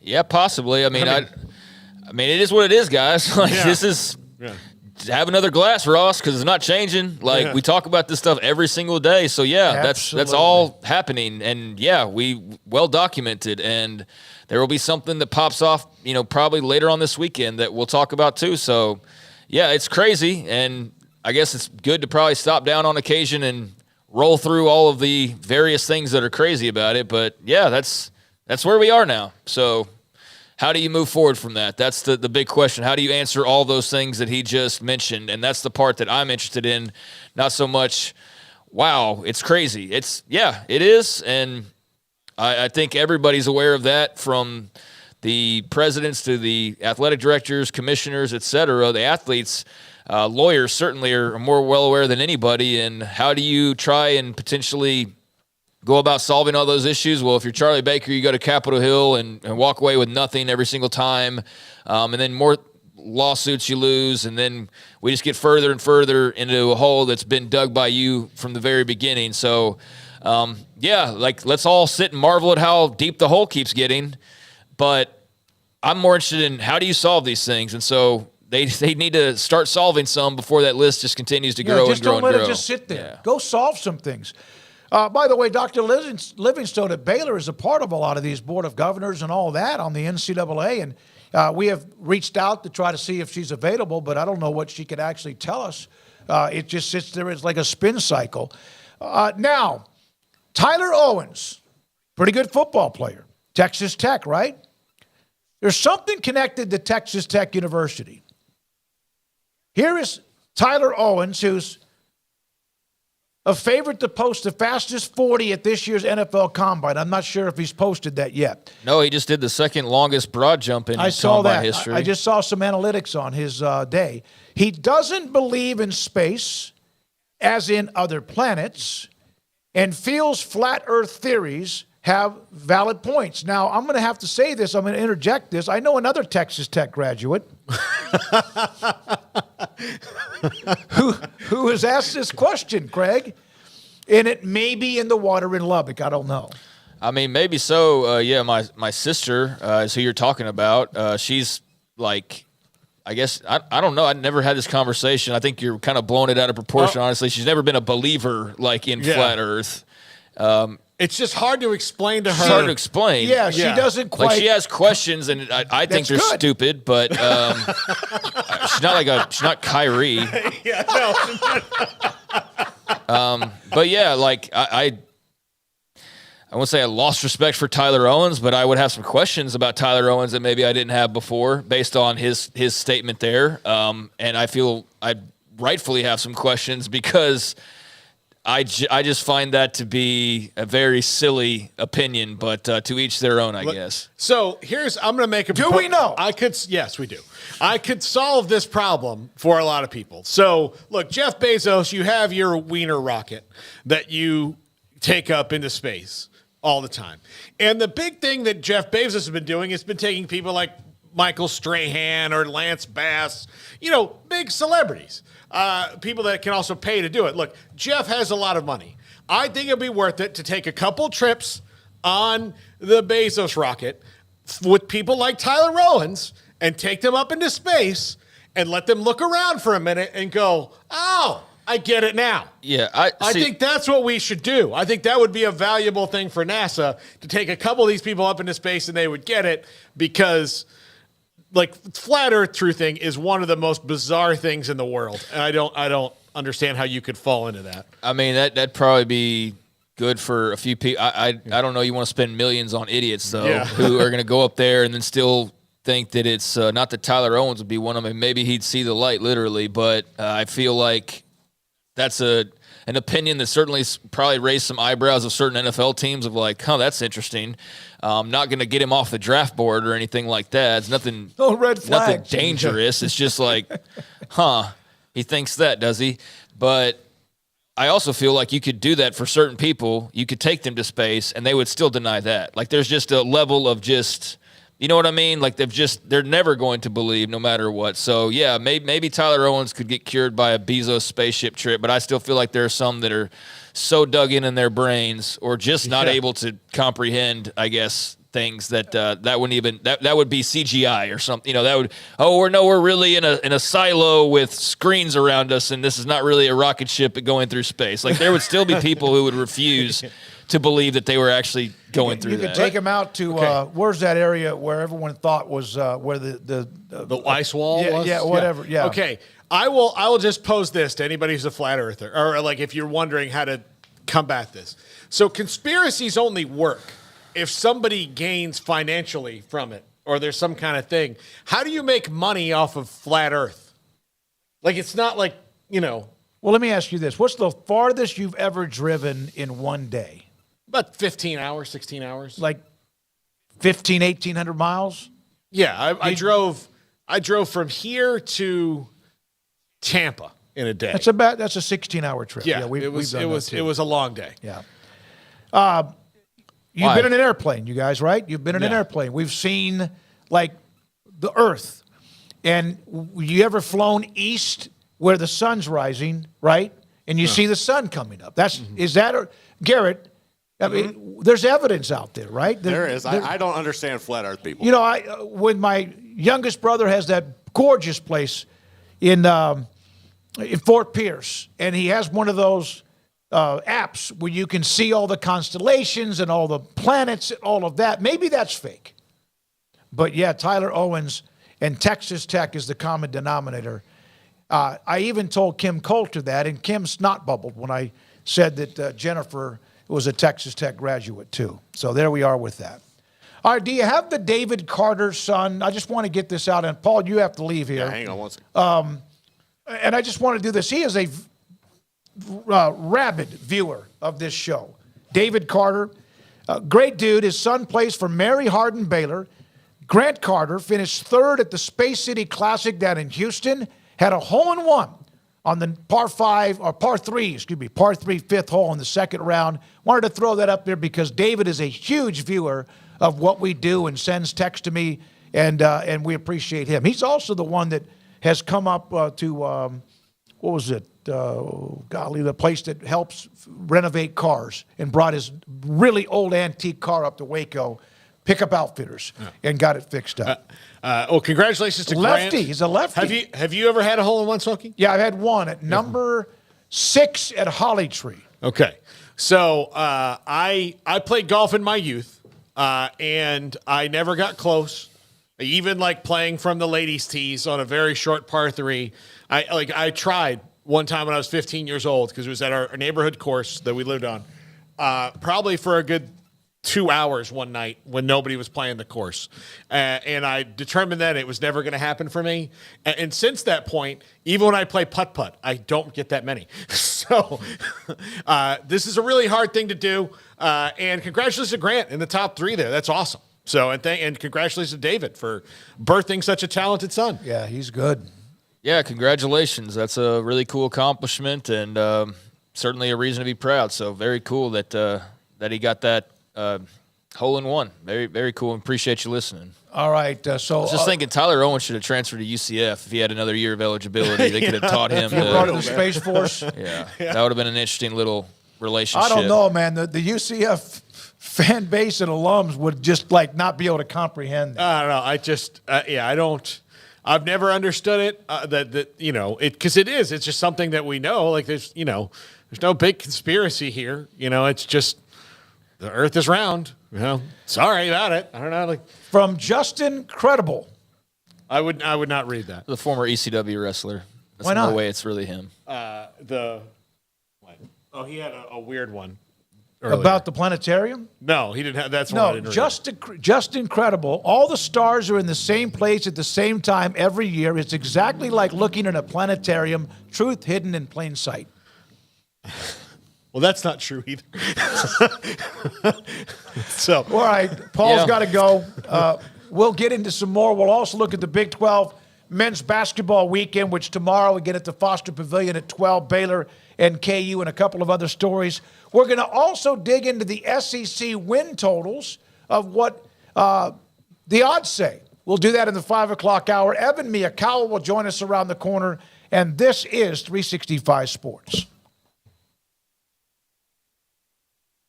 Waco Custom Marketplace, 425 Lake Air Drive in Waco, where you can find a hometown grocery store, a meat market filled with beef, pork, poultry, and seafood, and they also have their own bakery. They also have a little coffee shop with a drive-thru if you want to come by and drop by and get yourself a cup of coffee or what you need there. Brian Bauer and the Bauer family owning Waco Custom Marketplace. It opened up, and they still have what is Waco Custom Meats, which is where they distribute a lot of beef and product and pork, poultry, and also seafood to restaurants and more businesses around, not just Central Texas, but a lot of different places. The Bauer family has set up Waco Custom Marketplace. You walk through the front door. There's 2 or 3 aisles where you can get your knickknacks and what you need, essentials, and there's a big tank with lobster tails, fresh seafood, pork, poultry, and in the back, a gorgeous display of what they have when it comes to anything from bacon to prime rib. The bakery with what you need, sweets and fresh baked bread every day, and kolaches, 425 Lake Air Drive in Waco. Oh, Richard Carr, Buick GMC, how lovely are your SUVs. Oh, Richard Carr, Buick GMC, I love the trucks you have for me. Strong and tough with luxury, room for all my family. Oh, Richard Carr, Buick GMC, you are the dealership for me. Established in 2007 and independently owned, Alliance Bank Central Texas is committed to helping families and businesses meet their financial goals. From their tellers to their board of directors, they know the importance of superior service and competitive products. Customers have confidence knowing that their financial needs are in good hands. It's your bank, Alliance Bank Central Texas, with 2 Waco locations, 4721 Bosque Boulevard and 191 Archway Drive on Highway 84, and at AllianceBankTexas.com. Member FDIC and equal housing lender. Developed by Startup Waco, a nonprofit organization, GXG is a program designed to support the entrepreneurial development of Baylor University student athletes through NIL activations. The program helps student athletes maximize their platforms and offers a comprehensive support system for them to create and grow new businesses that not only benefit themselves, but also uplift the local economy. Fans who wish to support student athletes can donate to GXG via the GXG NIL Fund, BaylorBears.com/GXG. Contributions to support NIL activations through GXG can be made at BaylorBears.com/GXG. For more information, follow at GXG_GreenXGold on social media and visit the official website www.gxg.startupwaco.com. GXG, empowering student athlete entrepreneurship and uplifting the local economy through NIL activations. Riverbend Liquor and Wine now has 2 locations to serve you. The original on Lakeshore Drive at North 19th Street and the brand new spot in downtown Waco at 600 Franklin Avenue. If you're looking for the best in craft beers or local Texas bourbons, then the original is the place to be. And for the latest trends and online phenomenons, head downtown to the Franklin location. Either way, you're going to get the same great variety, customer service, and speedy experience. Check out both locations on their Facebook and Instagram pages, Riverbend Liquor and Wine, Lakeshore Drive at North 19th Street, and now downtown on Franklin Avenue.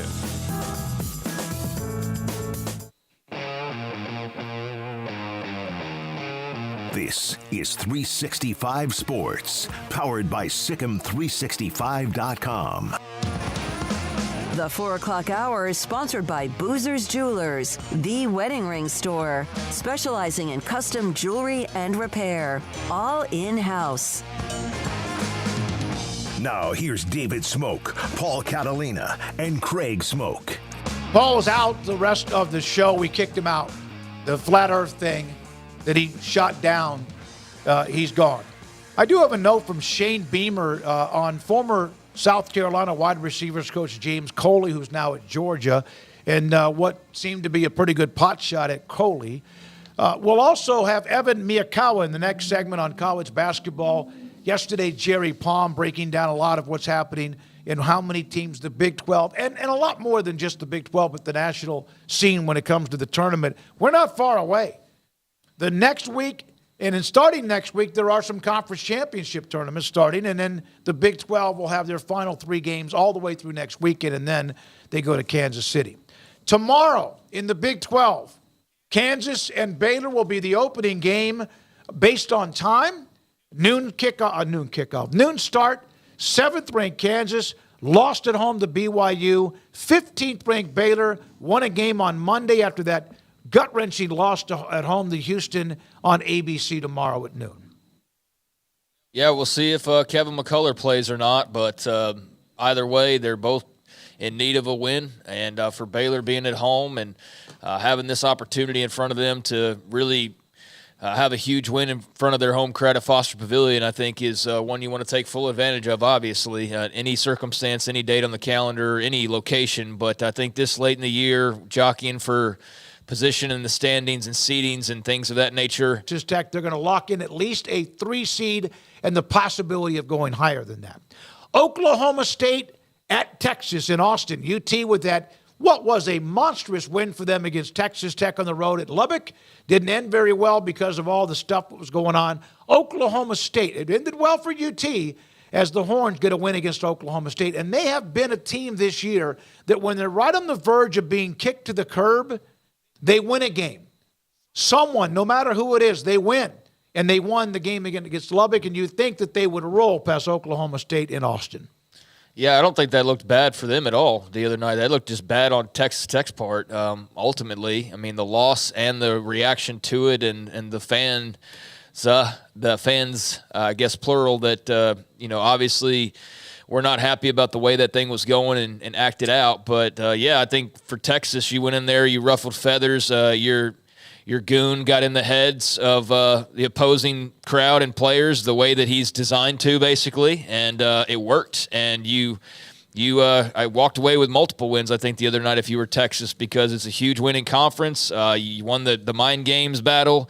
You won the battle on the court. And, now a ripe opportunity to go grab another win and keep afloat and beat an Oklahoma State team that's just kind of there, quite frankly, at this point. They're hovering at the bottom of the standings and not really making a whole lot of noise, and most likely with some changes on the horizon. So, that's a game where you'd expect Texas to take care of business, but we'll see. Texas Tech is not another team that's not 100%, and they're in a funk. They've lost a couple of the games in a row at UCF, home against Texas, and they have West Virginia a little bit later on. That's in a couple of games. Iowa State with still – Texas Tech? What are you talking about? I was talking about, you mentioned Texas Tech. I was talking about Texas Tech in a free fall. They've lost a couple of games in a row after the loss to Texas earlier this week. And they play at West Virginia. But the game in front of that, Iowa State, they still have a shot to get a piece of that Big 12 title. They're on the road. Who is it? MC Gusto was in the chat yesterday wanting to bet people about UCF will win this game or one of their other games before it's said and done against some good teams. Iowa State in Florida, in Orlando, tomorrow at 3 o'clock. Yeah, that'll be tough. Easier said than done, MC Gusto, but what a win that would be. Iowa State, though, tremendous team, and right there in the thick of things, obviously, with that number 8 next to their names, but right there in the thick of things when it comes to the Big 12 race.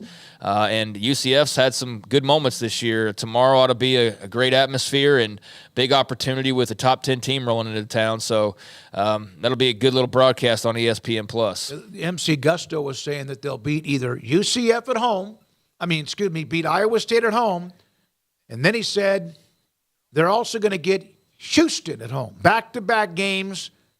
MC Gusto's frisky.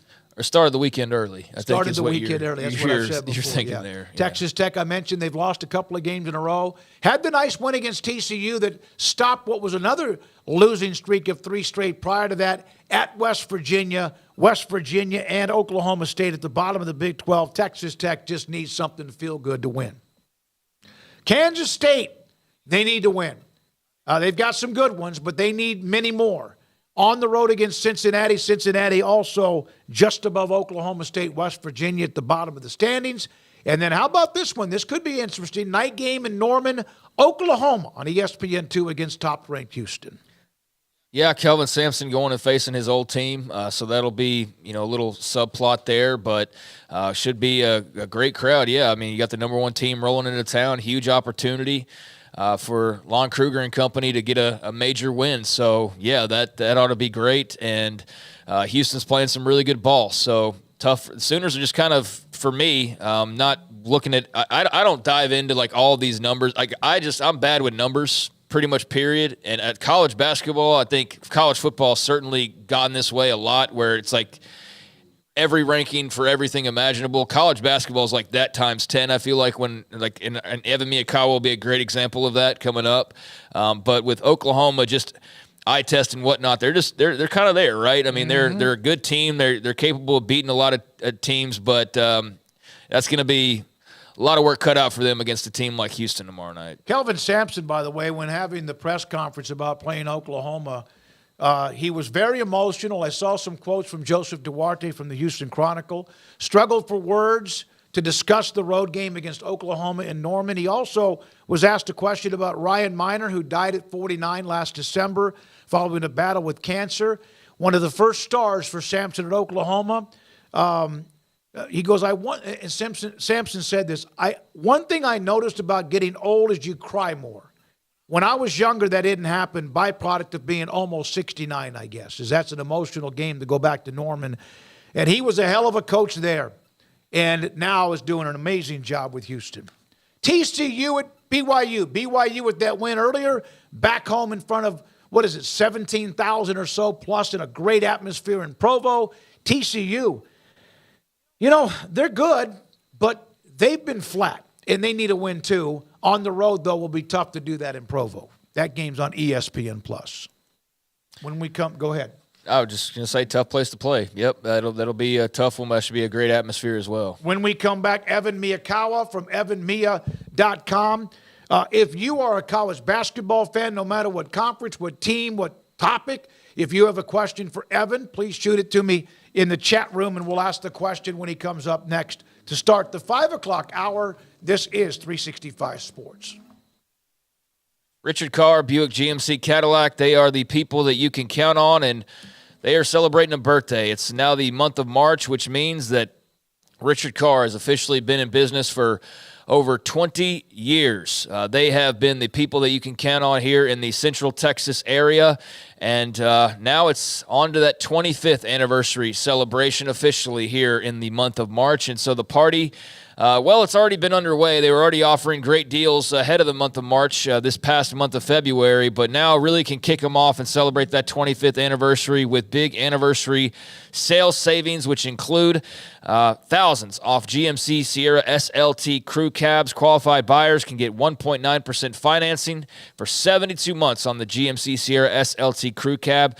Thousands in savings, plus military and first responders can also shave off an additional $500. So again, the new GMC Sierra SLT crew cabs. Take advantage now of all the great deals over at Richard Carr with their anniversary savings. And don't stop there. You hear new car, you're not in the market, so you're not interested. Well, maybe you still need a vehicle, but you just can't go the new route or prefer not to. But rest assured, there's still plenty of great deals to be had out there, including a lot full of quality pre-owned cars and trucks over at Richard Carr. 100 used cars and trucks to choose from, all inspected with a 172-point inspection. And it comes with a Richard Carr seal of approval, which means a financing goal of 100% credit approval. They say yes when others say no. So whether you're looking to buy new, and you can check out the GMC Sierras, or you're looking to buy pre-owned, they've got you covered with big anniversary sales savings going on all month long. And go celebrate by buying a new car or a pre-owned vehicle or just getting your car worked on. They can take advantage of anything, or they can help you take advantage of great deals and get done whatever you need to get done and get your car into tip-top shape so you can drive with peace of mind, which is invaluable in some cases. For 25 years in Central Texas, Richard Carr has built a reputation as the people you can count on for your automotive needs. Run by proud Central Texans, proud Baylor Bears. Log on to richardcarr.com today. Call now or go see them now off Highway 6, the Imperial exit. Samantha Duvall, TexasBeefHouse.com with me, David Smoak. And tell you what, you guys keep rolling along. You do have yet another date, correct, for an online and live auction? Yes, our next online and live auction will be Thursday, April 25th. We've discussed how this has been unique and how people have reacted to it. Has that momentum continued as you've done more? Yes, it's kind of half and half. We'll have a good amount of people there that are from the area, and then we have probably 40% that we ship out. And everybody that I've delivered locally to has talked about how much fun they had, and they want to know when the next one's going to be. We've gotten great feedback from the people that we've shipped to. They're all just so excited about this event, and they can't wait for the next one to happen. Premium grade East Texas beef. Customers don't have to go out and buy their beef. TexasBeefHouse.com, from their family and their ranch to your plate. TexasBeefHouse.com. Automatic Chef Canteen is a full-service micro-market vending and office coffee provider with state-of-the-art vending equipment, a wide variety of products, and offering custom-fitted micro-market vending office coffee solutions for your employee break room. You want a full break room solution and a workplace oasis? Well, Automatic Chef Canteen, locally owned and operated for over 50 years in Central Texas, also includes in-house mechanics on call 24/7 for fast, reliable service and maintenance. Automatic Chef Canteen, 6900 Imperial Drive in Waco, or online at automaticchefcanteen.com. Our good friend Brad Boozer, Boozer's Jewelers, here at 365 Sports. Now, Brad, people who watch and listen to our show know I'm a double-time customer for you, engagement ring and wedding band, and you guys do that great, but that's not all you do at Boozer's Jewelers. Absolutely. And I always like to say, it's a new year. It's a great way to start the year out. Go through your old jewelry. Go through your wife's jewelry box. Go through anything you're maybe not wearing, something that's broken, something that you're not using. We do a massive amount of custom work. We can take your old jewelry, old diamonds, old watches, and we can convert it into something special for you and make a one-of-a-kind piece of jewelry. And if that's not something you're interested in, a great thing is we can turn that into cash. So we buy gold, we buy diamonds, we'll buy Rolex watches, any kind of heirloom jewelry, anything that's maybe passed down to you. Boozer's Jewelers, where do they find you, Brad? We're at 1025 North Valley Mills Drive, right on the corner of Lake Air Drive and Valley Mills with the big clock on the corner. This is 365 Sports, powered by SicEm365.com. Enjoying the show? Hit the like button and subscribe. Evan Miyakawa. Evan Miya. It's EVANMIYA.com. He does a great job with analytics. We've had him on from the time he started all this, and now taking off. And I saw Evan, I don't know who it was, but was it Terrence Oglesby who saw your newfound part of what you're doing with analytics and said, just let Evan run the tournament. So thanks for your time. It's Craig today and also with me. What is the newest part of what you do that maybe is something unique that hasn't been a part of it? Okay, hold on. Garrett? 1 second. Evan, hang on. Okay, check your audio. Hang on. Trying to get you. Oh, sorry. I think I was muted on my end. Yeah. Can you guys Okay. hear me now? There you go. There you go. Okay, yeah. So to answer your question, I just recently unveiled a new team ratings model at my website that is kind of a groundbreaking new approach to measuring how good teams are, specifically looking at how they would match up against other types of teams. So essentially, it's still based on how good your offense is, how good your defense is, but a new component is that specific to each team, there are things that measure how you might match up with other specific styles of teams. So, for example, one of the biggest ones is some teams are really, really good at beating up on teams that they are favored against. Houston is a great example of this. Houston, anytime that they are a comfortable favorite in a game, they always seem to knock the socks off of their opponent, and they don't struggle at all with beating teams that are worse than them. But when Houston plays some of the tougher teams on their schedule, they're still good, but they may not be quite as elite as some of the numbers might typically suggest on other websites. You have other teams that are kind of the opposite. They might struggle to put away bad teams, but against the best competition, they typically play their best games. So I have found a new way of measuring this, and essentially I resort and rank the teams on my website based on how they would actually match up head to head. So at a lot of the other mainstream college basketball analytics websites, like a KenPom.com, for example, Houston's comfortably number one, has been there for a while because they're just so good against a lot of the teams on their schedule. But on my website, they're behind UConn and Purdue because I would actually have UConn and Purdue favored to beat them head to head because they've proven more that they are good against the best competition, even if Houston's more likely to beat up on a bad team, for example. Baylor is very interesting in this conversation because they are also one of these teams this year that has been great against teams that are bad to middle tier, bottom of the Big 12. They've handled business against those teams comfortably. But in their biggest games this year, Baylor has come up a little short. And from a predictive sense, I'm anticipating that this will continue going forward for them, which might be a little bit of a red flag if we're talking about Baylor advancing far in the tournament. They might be very comfortable to win their first two games, but after that, it might be a little bit of a stretch.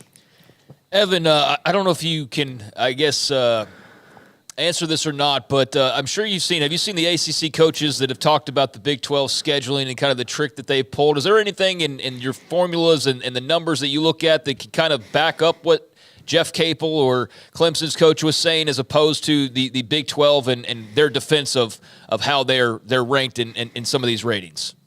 Yeah, I found that discussion to be fascinating because essentially ACC coaches are sort of claiming that the Big 12 only looks good based on the numbers just because of their tricks that they've pulled off in scheduling lots of bad teams in non-conference.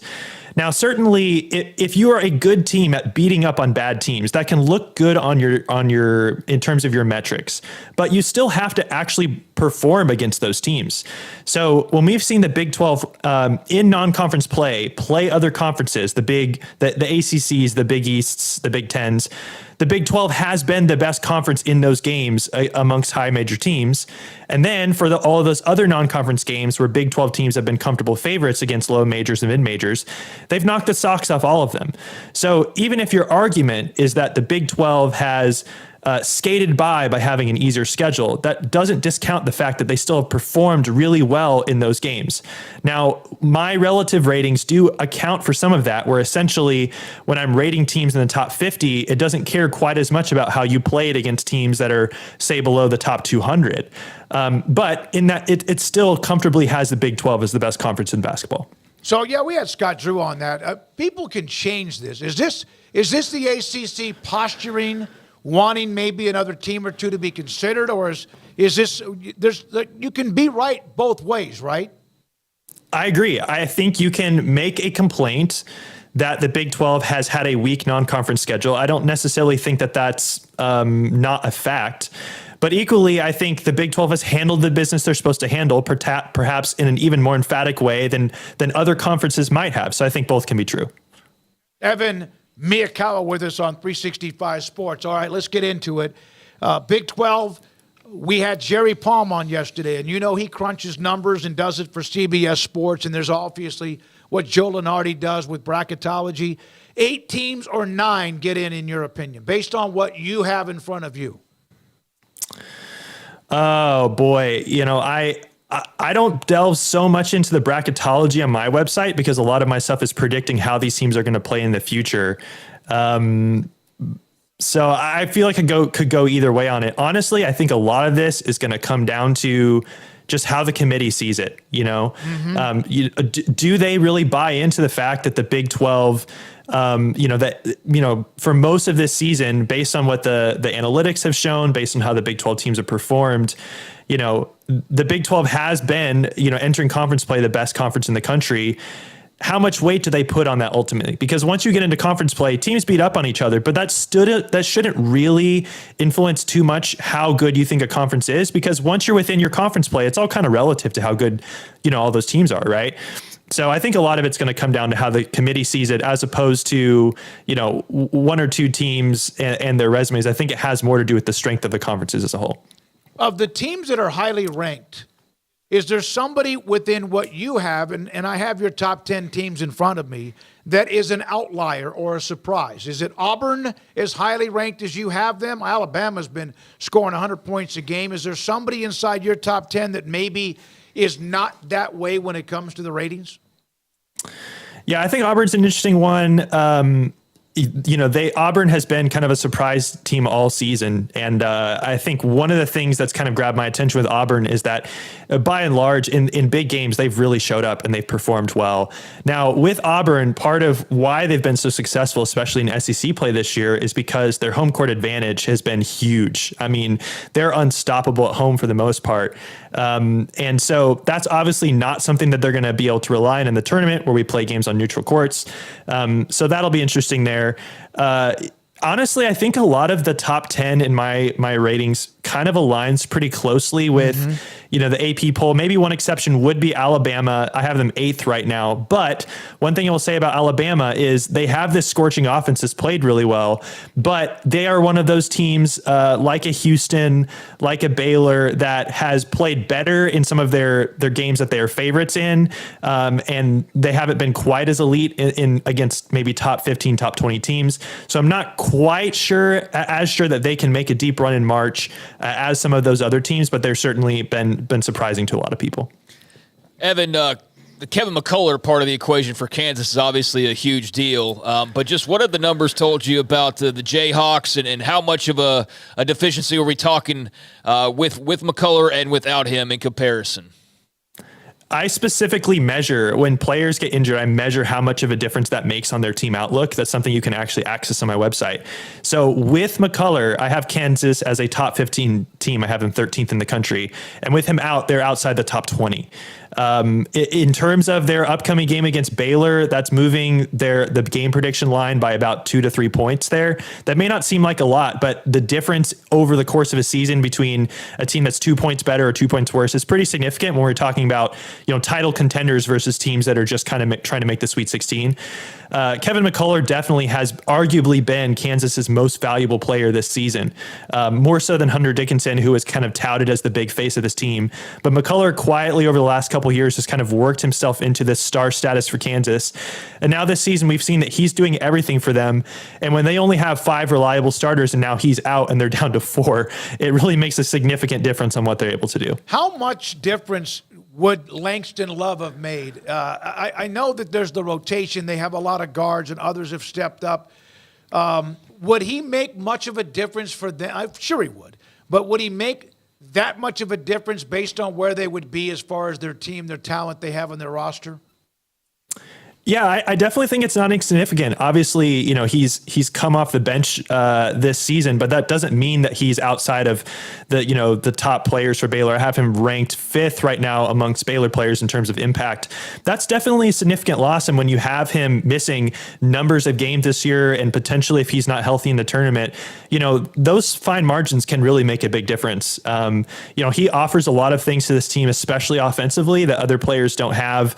And so I really do think that, especially offensively, Baylor's a really good offensive team, even without Langston Love. But with him, I think, he adds another dimension to their attack. So I definitely think it's a significant loss for sure. So UConn, Purdue, Houston, Arizona, Tennessee, your top 5. You have, and I'm looking at the ratings right now. You have Duke and it's locked. What does that mean? So this is a new feature on my website where there's a few icons that can tell you about different aspects of a team. So the lock for Duke means that they are a consistent team from game to game. So in other words, from game to game, their performance level is going to be pretty steady. You're not going to have lots of high games and lots of low games. On the opposite end of the spectrum is Kentucky. They're one of the most volatile teams in the country, and you can see that on my website. One game you could get world beater Kentucky, and the next they could lose to a bottom level SEC team. It's really all over the place for them. So a big difference between those two for sure. All right. A couple of more things. You've got a star, like a starburst. Well, that was Kentucky. Wake Forest is Is that a dripping blood? What is that? I think it depends. I think it depends on what browser you're looking at. It should be a fire emoji. I didn't know if it was a drop of blood. Okay, it is a fire emoji. That makes sense. Okay, what is that? They had the huge win, and of course the controversial court storming after the win against Duke. Yeah, they've been on a hot streak right now. That's what that means. They've been playing really well recently, and it certainly bodes well for them over the next several games going into the tournament. They've been a team that's, even though they've had some big performances this year, they've been in the bubble conversation. So the fact that they're playing so well right now definitely is a good thing for them. One team that's not playing well, and they are in trouble, is A&M. What is the emoji next to A&M? So Texas A&M has been a massive disappointment this season, and they've got they've been on a cold streak recently. That's what that means. And honestly, it's not just been recently; it's really been most of this season. They were picked by some to be the best team in the SEC, and I have them 8th in the SEC, and right now their resume is not looking in great shape. So the fact that they're in this predicament right now is a huge shock compared to where they were in the preseason. It's interesting. You have 3 teams out of the Big 12, Houston, BYU, and also Oklahoma. And those are the teams with that. This team has played worse in the second half of their schedule than the first half of their schedule, despite some nice wins, Houston at Baylor, BYU at Kansas. And that's 3 teams inside the Big 12. Is that because everyone's kind of in this little, I call it a bubble, where they're beating each other up, bouncing back and forth? I do think so. I mean, specifically BYU and Oklahoma entering Big 12 play. I think BYU was, in the top 10 of the AP poll, and Oklahoma was in it or right knocking on the door. Both those teams have taken a notch down the peg or two in Big 12 play. But that doesn't necessarily mean that they're not still good teams. I have BYU still as a top 20 team in the country, but they've definitely, compared to some of those big performances and the hot streaks that they were on kind of heading into early January, it's been a little bit more up and down for them since. With BYU being picked so low, kind of like West Virginia was in football, and they had a pretty darn good year with Neil Brown, is BYU the one outperforming the preseason thoughts of them more than anybody else in the conference? Oh, I would absolutely agree. BYU, it's been well documented that they were ranked 13 out of 14 in the Big 12 by Big 12 coaches. And my preseason ratings were actually very high on them. I had them in the top 35, I think. And for many, that was considered to be pretty outrageous. And now the fact that they're a top 20 team right now, they're looking at like a 6 seed in the tournament, comfortably in.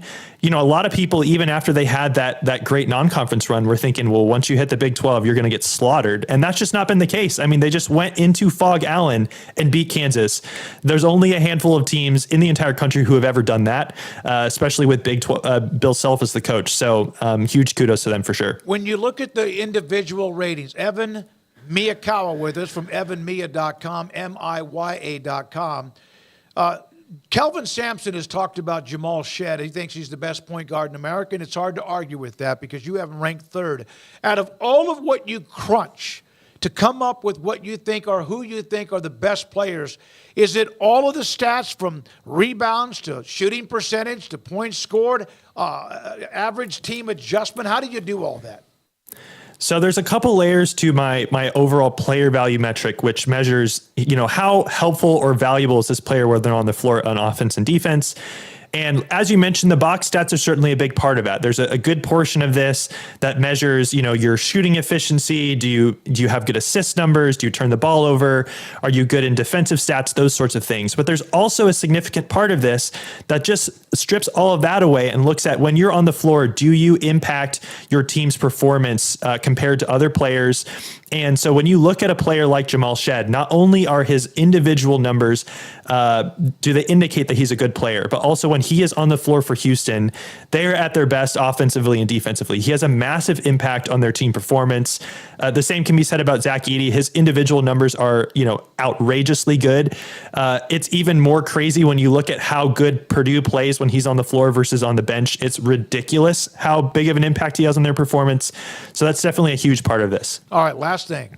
You have Jalen Bridges as the highest rated, based on what you do, player for Baylor at 49, then Jacoby Walter and Ray J. Dennis in the top 100. How many players for Baylor the year they won the national title were ranked in the top 100, if you don't mind me asking? I'm pulling it up right now. Let's see here. It was very impressive. Yeah. I thought there was I think three, it was maybe four. The starting five was all in the top 100. So Jared Butler finished the year at 3, Davion Mitchell at 7, and then Matthew Meyer, Maceo Teague, and Mark Vidal were all inside the top 75. Jeez, that was why they won it. Not always why they won it, because of what they had as a team. Evan, thank you very much. I know, again, Evan, Miya, .com, M-I-Y, Evan, Miyakawa, EVANMIYA.com. And it's got player ratings, team ratings, everything you could imagine. Evan, I'm proud of you, what you're doing. Don't forget about the season. Hope to see you soon. Evan Miyakawa from evanmiya.com. Really good stuff. I mean, crunches a bunch of numbers, the analytics of teams and also play. How about the Baylor national title team? Had 5 players in the top 100. This year's team has 2? Yeah, Bridges, Walter, and Ray J. Dennis. And Bridges and Dennis both transfers. Baylor had some transfers, remember, on that national title team, too. All right, when we come back, the SEC win totals, that's been out. We've looked at the Big 12. There's other conferences, too. We'll do that next, and this is 365 Sports. Alan Samuels, Dodge Chrysler Jeep Ram Fiat, Loop 340 east of 84 in Waco. They have just wrapped up their Ram Truck Month, and now they head into March, and they will have all the new incentives and discounts available for you. I can tell you that I drove around in that just gorgeous Wagoneer. It's been about a month ago that Ted Teague said, hey, come drive this around. I don't know how many SUVs you've driven. I drove a Tahoe for years, for 400,000 miles years. And I drove that Wagoneer, and it is so impressive. The amenities inside, it's incredible. It's almost like you're in a cockpit. It's got so many lights flashing at you, not to the point where it distracts you, but gives you more information and a lot of information otherwise you may not get. The space is silly. There are 3 rows, and in fact, even after the 3rd row, that seats up to 8 people, the one that I drove. And in the very back, you still have room if you had maybe a couple $100 or so in groceries to put in there, or you have maybe luggage too. The Wagoneer, unbelievable car, and the Jeep Wagoneer, along with Jeep, Alan Samuels, Dodge Chrysler Jeep Ram. Ram Truck Month is just wrapped up. President's Day sale just wrapped up. They'll have more for you, including the Wagoneer. The lot is there. I was there to get my battery died yesterday morning. Went to start the car early in the morning. Did not start. Got it jumped. Went to the gym. Went to start it. Would not start. Got it jumped. Went straight to the dealership. They fixed it up for me. The service was great. The cars and vehicles available on the lot are great, and so are the people there at Alan Samuels, Dodge Chrysler Jeep Ram Fiat, Loop 340 east of 84 in Waco. It was broad daylight. I stepped into a gas station for 5 minutes to grab a snack, and just like that, my car was broken into. They made out like a bandit. My laptop, my phone, everything. I called my agent to see what could be done, and he restored my faith in humanity. My claim was processed so quickly, and I was able to recover my losses. Stop by and see our agents at one of our 3 McLennan County locations. Coverage and discounts are subject to qualifications and policy terms and may vary by situation.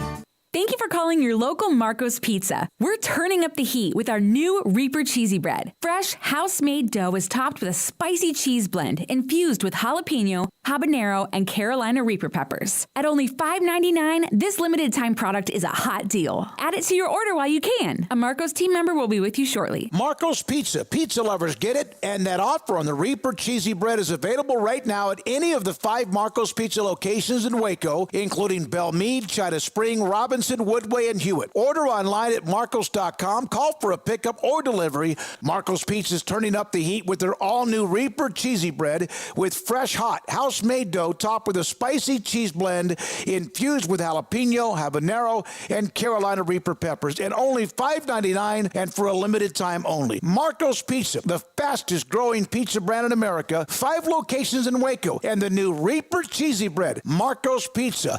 Pizza lovers get it. Established in 2007 and independently owned, Alliance Bank Central Texas is committed to helping families and businesses meet their financial goals. From their tellers to their board of directors, they know the importance of superior service and competitive products. Customers have confidence knowing that their financial needs are in good hands. It's your bank, Alliance Bank Central Texas, with 2 Waco locations, 4721 Bosque Boulevard and 191 Archway Drive on Highway 84, and at alliancebanktexas.com. Member FDIC and equal housing lender. Stepping into a new pair of boots is great, but stepping into the boots of a U.S. Army officer can also add confidence and leadership skills to your son or daughter's career path. There are more than 150 occupational specialties to help them find the best fit for their future. See all the things your son or daughter can achieve in our boots at GoArmy.com. U.S. Army Waco Recruiting Company, 254-598-8131 or 254-776-1543. This is 365 Sports. The Sikkim 365 app is brought to you by Allen Samuels Dodge Chrysler Jeep Ram Fiat. Come by, let's be friends. Before we get to the graphic of the SEC win totals, Colt Barber sent this to me earlier. We're just curious about, obviously, we have our audience here in Central Texas and in the Waco area. Here are the cities among the top, from the top of number of views, time spent listening or watching on 365 Sports. Dallas, Houston, Austin, Oklahoma City, Salt Lake City. There's that BYU and Utah connection. LA, Denver, Seattle, Atlanta, San Antonio, and Chicago are the ones that have, at least since we began in 2020, that are the top markets that watch 365 Sports. And you go through like Omaha, down to Kansas City's a couple of different markets in Kansas City, Phoenix, Lubbock, because of our coverage of the Big 12. We appreciate them too. Yeah, we are with that. 5:30 on 365 Sports. Paul's out the rest of the show. Back with us starting Monday, back again at 3 o'clock. Here are the win totals in the SEC. Garrett's had this for about 3 weeks. FanDuel, Georgia and Texas at the top, both above 10. And we're going to do over-under here and take you to the end of the show with this, and I will read attach my name, and I'll read your comments about who you think might be a little bit too high or maybe too low. And Georgia, Texas, I thought Georgia would be a half a win ahead of UT, but that's where they are right now. Are over-under? Is that what you're asking? Just the thoughts about, 10.5 for both those teams. And that means that obviously they're going to play. And who knows? Both might be in the playoff, you would think, especially with it going 12. They might have 4 teams or more. But Georgia, Texas, both at 10.5. I still expected, even with Texas, with so much momentum and so much back, I still thought Georgia might be slightly at the top. That's cutting hairs right there. I think Georgia's one of the odds-on favorites to win the title next year. And Texas waltzing their way to the SEC, it could have been a lot uglier. I mean, you could have been coming off of a much different type of a year, but you find yourself operating at peak condition right now, and the schedule's favorable. You do play Georgia, and the schedule, I think, is going to be a lot of fun for Texas fans, just that first year and the new experiences and the new road trips and all of that. But they're set up well with Quinn Ewers at the top of the list as far as those coming back. You've got some really good offensive linemen blocking for him. Obviously, skill-wise, they're going to lose some players that are very talented, but they've been recruiting well, and I don't really worry too much about anything offensively now that they've gotten their offensive line squared away. That was an issue for a while, but no longer, so I don't fret too much about them being able to fill skill position spots no matter how good Mitchell or Worthy could be. And they've gone out and got Matthew Golden and so on. And then we saw, last year Jonathan Brooks get hurt and didn't really skip a beat. I mean, Jaden Blue is a star in the making, and they've got other backs as well. So there's everything in in their pockets right now as far as having all the tools at their disposal. I think there's a couple of questions maybe here and there, but for the most part, Texas is walking in as best as you could possibly have imagined. Even the schedule, I mean, that worked out in their favor ultimately. So, yeah, I think 10.5 is not something I would necessarily go with because I just feel like walking in, there's going to be a couple more lumps. It's not just going to be that easy for them, but I can understand why you put them at 10.5 because of all the things that I just mentioned. And then Georgia, obviously, they're the ultimate favorite in the SEC at this point heading into next year with all that they have returning. So it's kind of weird to see that, but it's not surprising, honestly. Well, you also, I think you'll see a big jump from C.J. Baxter. In the rushing department with Jaden Blue, I think they'll be just fine and they'll maybe reload. Yeah, was I thinking of Baxter or Blue, who played more in the tail end? Jaden Blue probably more often in the end. Baxter had the fumble against Washington, but still an explosive. They're both great. Yeah, they're both going to be really, really good. So yeah, they don't have a lot of holes to fill. I mean, here and there, like I said, but they can easily patch that up through NIL and the transfer portal, through the transfer portal and through their high school recruiting. So yeah, I mean it's weird to see once again, just because year one we're all expecting them to take some lumps, and maybe they will. I mean, this is all it is just a projection, but they could not have planned this any better the first year in the SEC. Saban retires. You wonder where LSU is.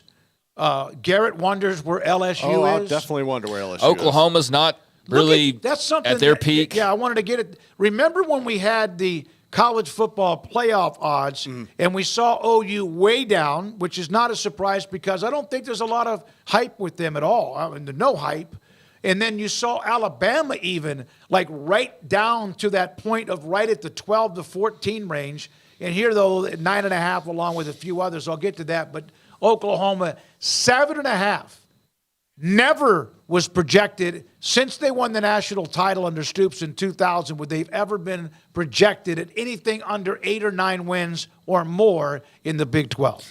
I mean, there is hype, though. It is for Jackson Arnold that he's going to be the next coming of all the great quarterbacks that they've had, and there's been a long time coming, even though it hasn't really been that long. But it just feels like it's been a while of sort of the buildup of Jackson Arnold and him taking the reins, and so he has them now. And, yeah, 7.5. I would imagine there's a lot of very confident Oklahoma fans that would go over there, and they did not have a bad year. I mean, they went and won a bunch of games last year. Obviously not a very good finish with the Arizona loss in the bowl game, but how do you judge bowl games even nowadays? But it was a much better year for Brent Venables than I think some expected, although still not getting to the championship game in the Big 12 these last couple of years, which has got to be a little bit of a frustration because no matter how many times that you won it, you didn't even get into the game these last couple of tries. And so that's a departure from the norm, and now it only gets tougher to get back into a game like that. So,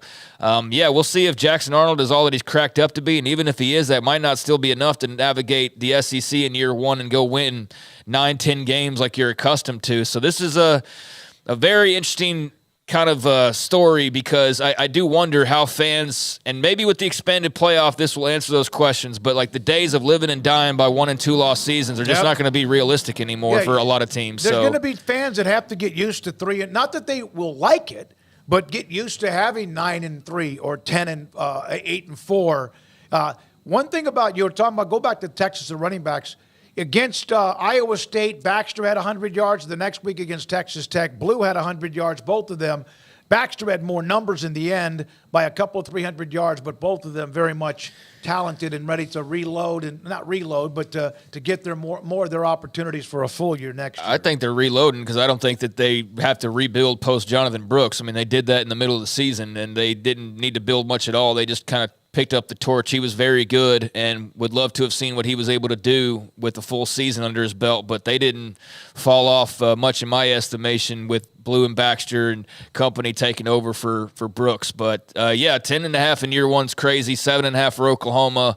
I already saw the spread for OU Texas, like the very early spreads. I think it was double digits or something like that. So I don't know. I need to go peruse the OU message boards a little bit more and kind of see. I haven't talked to my family in a while on that side, see what they're kind of feeling as far as this first. I know everybody's excited about it, but again, just if you're going 7-5, like how excited are you still? And so that's a big question. We'll get to find out there in that year number 1. By the way, do not let us end the show, Garrett, without reading the text I received from Space Coast Knight on Tyler Owens.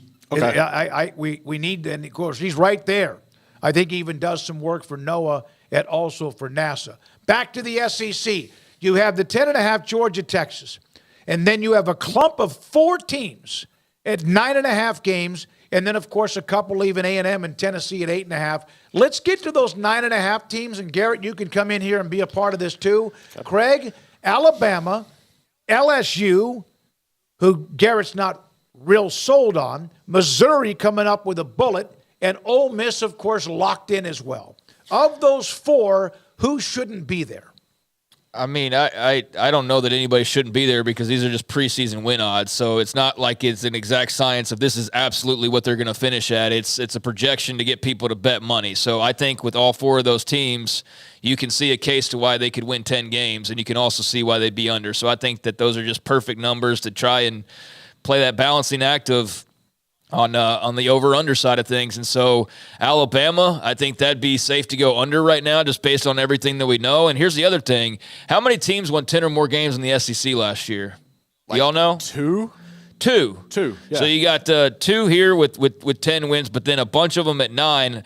There was one team that finished with, there was 5 teams finished with 10 wins because I was thinking of by division. So 5 teams finished with 10 wins. So this lines up where 10.5. That looks like a lot of wins for a lot of teams, but you had 13-win Georgia, 11-win Mizzou, 12-win Bama, 11-win Ole Miss, 10-win LSU, 9-win Tennessee. So, the odds favor that 1 or 2 of those is probably not going to get to that threshold, but I don't think any of them don't belong necessarily. I think you can make the case for why. I mean, Ole Miss has gone all in. We know that. Mizzou's got a ton coming back after a great year. LSU's a question mark. I'll let Garrett kind of get to that. I don't know that I'd go over with them. But Alabama, that one is going to be fascinating, man. They are so used to winning 10 games and more than 10 games that the possibility of them only winning like 9 games just seems like crazy talk, and that's absolutely possible next year. What do you think about LSU, Garrett? Kind of looking at this, I mean, there's obviously a lot of work to do on the secondary. You got to shore that up to get better on the defense. I was listening to Brian Kelly's interview with J.D. Pickell earlier this week, and Brian Kelly was talking about how their offense is going to have to shift with Garrett Nussmeier coming in and taking over for Jaden Daniels, as you're going to have to rely more heavily on your backs to actually get production, which they've struggled the past couple of years. And then he's expecting to see the tight ends be more involved, which if you can get Mason Taylor going the way he was the year before, that can help out. But kind of looking at this schedule, man, I'm comfortable giving them 8 wins. After that, I think they pretty much got it right. I would probably go under. I would take 9 and just play it safe if that was me. I'm not really into betting, but that's where I'm comfortable putting LSU right now, just going off of this. All right, here's a question in the chat room. Oklahoma 7.5. How many teams in the Big 12's win total that we saw from like a couple of weeks ago have 7.5 or more wins projected? And there are 9. 9 teams in the Big 12 projected with 7.5 wins or more. And there you have Oklahoma, not only at 7.5, which is lower than they've ever been since 2000, when they won it all. And that wasn't a team expected to win it all. And on top of that, they're in the second column. So, yeah, something has to give right there, or they're just going to beat the hell out of each other, right? Oh, yeah. Just going to beat each other up. And everybody ends up with a couple of losses or a loss or 2 or more in the SEC. All right? Now, let's go to Tennessee and A&M. It surprises me to see A&M there. I think Mike Elko's doing a heck of a job kind of remolding that team. And yet I think 8.5 might be a little bit much. But there's Tennessee at 8.5. 2 years ago, had one of the fun stories in college football. Last year, good, but took it down a notch. Yeah, I mean, I don't have exact picks on these, but just, I mean, first glance, I mean, Tennessee won 9 games a year ago. I know the teams aren't the exact same, but I'd expect them to be better than they were last year. Me too. So I think that 8.5's dead on. 8.5 for A&M. I know it sounds like probably way too high, but a team that we made fun of, or not we, but in general, the college football public just kind of, did not care about. And when they talked about it, it was mostly to make fun of the Jimbo situation. They still won 7 games last year. So to think that with Mike Elko, they can win a couple more, I don't think is absolutely crazy. Now, the schedule may say otherwise. So, yeah, with A&M, I wouldn't be sold on that. Tennessee, though, I think that that's more than fair. A&M, though, the 8.5 makes it an interesting debate, but I'd probably go under right now. All right. We had somebody in the chat room, Missouri, 9.5. Hey, Drinkwitz, they got some good stuff. They won 11 games last year. Don't they have the Durden?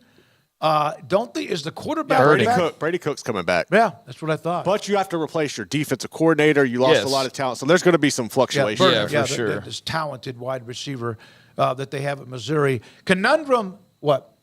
Big Luther year. Burden. That's what I said. Okay. I corrected myself. Big year for Venables. Time to be a damn head coach. Yeah, I think he's done a good job. I just think that just the timing of everything and just the aspects of NIL and stuff that's allowed maybe some of your peers to get a little bit more of a leg up on you, I think has all kind of created a sort of a perfect storm where Oklahoma's not in danger of not being Oklahoma per se anymore. But I do think that your days of just running free in the Big 12, basically, I mean, those days are dead. And just the NIL part of this, and I mean, you're just going from being the biggest shark and having another one that's about as big, and maybe on occasion it has a little more to eat and it's an inch bigger than you, but pretty much it was you and one other great white, and that was it. That's all you ever had to contend with. And every once in a while, some hammerheads or some Makos would come in and cause a little bit of noise from Kansas State or Baylor or whatever, but they were never threatening your place in the bigger conversation, really. And now you're in a deep end where there is like 8 great whites that all have as much money and prestige and history. Now, you may have more national titles and you may have more Heisman, but they still have some. They don't have, 7 and, national, but they've got like 5. So there's not like you're really splitting hairs, and there's some that are just straight up bigger than you as well. So it's just a whole new part of the pool for them to be in. And with Texas, they're coming on just such a hot streak, and the money's never ending. They have no worries about any resources whatsoever. I just feel like they're better set up in this environment, especially right away. With Oklahoma, I just still have my reservations, and it's mostly about the fact that just your expectations can't possibly be the same as they have been all these last several years, because there's anxiety. It's just different. Yeah. It's just totally different. Texas, with how everything merged together at once, right about the time when you wondered about whether they would just languish for a while at 7-5s or whatever, 7-6, 8-5. You had the transfer portal.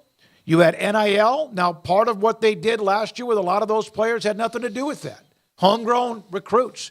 But all of that coming together at the perfect time for them, and then the opening with A&M slipping, Oklahoma slipping, and then the opportunity to join the SEC, because when that story broke, everybody probably thought Oklahoma was more set up for that than Texas was at the time, and that has completely flipped the switch. So we'll see with Venables. I mean, if they go 8-4 in year one, I'll be very interested to know what the kind of reaction to that is. Maybe it'll depend on who those 8 wins or those 4 losses are against. Did you go 8-4, but you lost to Texas and you lost to A&M and, something like that? Would that, I think it'll depend on the details there. But yeah, Venables is, he's got to win. I mean, they're not going to change expectations overall. I mean, they're still going to expect to be a top 5 program nationally year in and year out. How realistic though that is moving forward, I do think there's plenty of questions about that, how regular that can be. Yep. Let's see here. I think Oklahoma wins 10.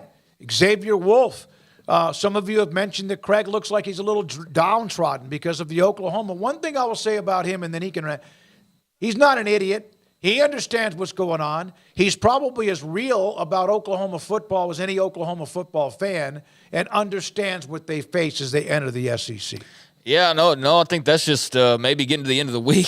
I'm just, I don't know, winding down, but I'm not downtrodden by any way, shape, or form. No matter how, I mean, look, if they go win 5 games next year, am I going to be bummed about it? Yeah, it's not ruining my life, though. I'm not that, you'll never hear me chant SEC, and it's not going to make my life, better or worse, too incredibly, one way or the other. So, yeah, I'm just preparing myself because I just think this is a great opportunity. I think solidifying yourself in a league like that, all of that makes sense. The money, all of it makes sense. I just kind of know, and I guess if there's any part of me that's downtrodden, it's just that I know the days of expecting them to be in the conference title game pretty much every year are long dead and gone now. That's for sure. Okay, so think about the 12-team playoff. I know we're already going to like 24 soon, but think about the 12-team playoff next year. Conference champion is in and among the top seeds, right? So that's either Georgia or Texas. Then, on top of that, if you have the 4 conference champions and the group of 5 highest-ranked champion, there's 7 at-large teams? Look at that clump of 9 and 5.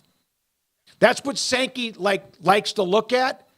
But there are other conferences that might have a clump as well of the 9.5 to 10 wins too. This is what's going to be fun about how they break up this at large. But that will be interesting. Of Alabama, who maybe they will surprise. Maybe I saw, who was it? Dallas Turner today at the NFL Combine, a comment. He goes, there are some dogs, there are some dudes that didn't even get to play much this year that did not leave. So much attention on those who did because of the transition. And he said, there are some dudes now that you don't even know who they are unless you're an Alabama fan that are sitting there waiting for their opportunity to prove who they can. And they're listening to this chatter, too, about how they might drop a little bit. All right, so then you get down to Kentucky. Stoops has done a really nice job with them. Made them relevant, made them competitive. But, man, when you add Texas and Oklahoma to the mix, they're dropping down to 6.5. Who is that? Arkansas. Man, they just stuck. They're stuck. Pittman has to get something going. Florida, stuck. South Carolina, Beamer, stuck. Although Arkansas and Florida are going to fire their head coaches if they don't get above 5.5 wins. If that's the case, then they don't even make a bowl game. You're right. And then there's Mississippi State. They've been through the transition since the death of Mike Leach. And then Vanderbilt at the bottom at 2.5. Auburn at 7.5. Hugh Freeze taking over more of the offense. That's an interesting year too. There's a lot of great storylines here, but they're a team I think we just kind of jumped over. But Florida, Arkansas, those are your hot seat candidates as much as anybody in the country right now. You throw probably Aranda and Baylor in there, maybe a few others, but Napier and Pittman certainly near the top of the list. Shane Beamer. It's getting close. Yeah, man. They need to win some games, but again, it's only getting tougher. Although, is it going to be tougher or is it going to be more watered down? It's kind of hard to tell because you're technically adding 2 more great teams, but does the schedule now you have more teams, so do you get more of a break or is it going to be tougher? I don't know how exactly that. I don't have the schedules in front of me, but I'm looking for South Carolina. We've seen some of those schedules. Let me do this while you're doing that. I just mean in general, is adding more teams going to water it down a little bit to where you're maybe catching an extra break that you wouldn't otherwise? Or is it just are you getting another game or 2 that are even tougher than what you already had? That's what I'm saying. I don't know. That's why I hate that's the wrong word. That's why I will miss what the Big 12 had, which is gone, long gone, where everybody played everybody, so you did not get a break based on an algorithm. You did not get a schedule that might have, with all due respect to who I'm about to mention, you might play, let's say, Georgia, and you might play LSU, but then you also get Kentucky, South Carolina, Florida. And that depends on what year you're getting them. Well, and it's going to rotate. Yeah. I get it. Well, for South Carolina in particular this year, it's definitely going to hinder them because you have a bye week in the middle of the season, and then October hits, and you host Ole Miss, and then you have back-to-back games at Bama, at Oklahoma. So it's worse for them.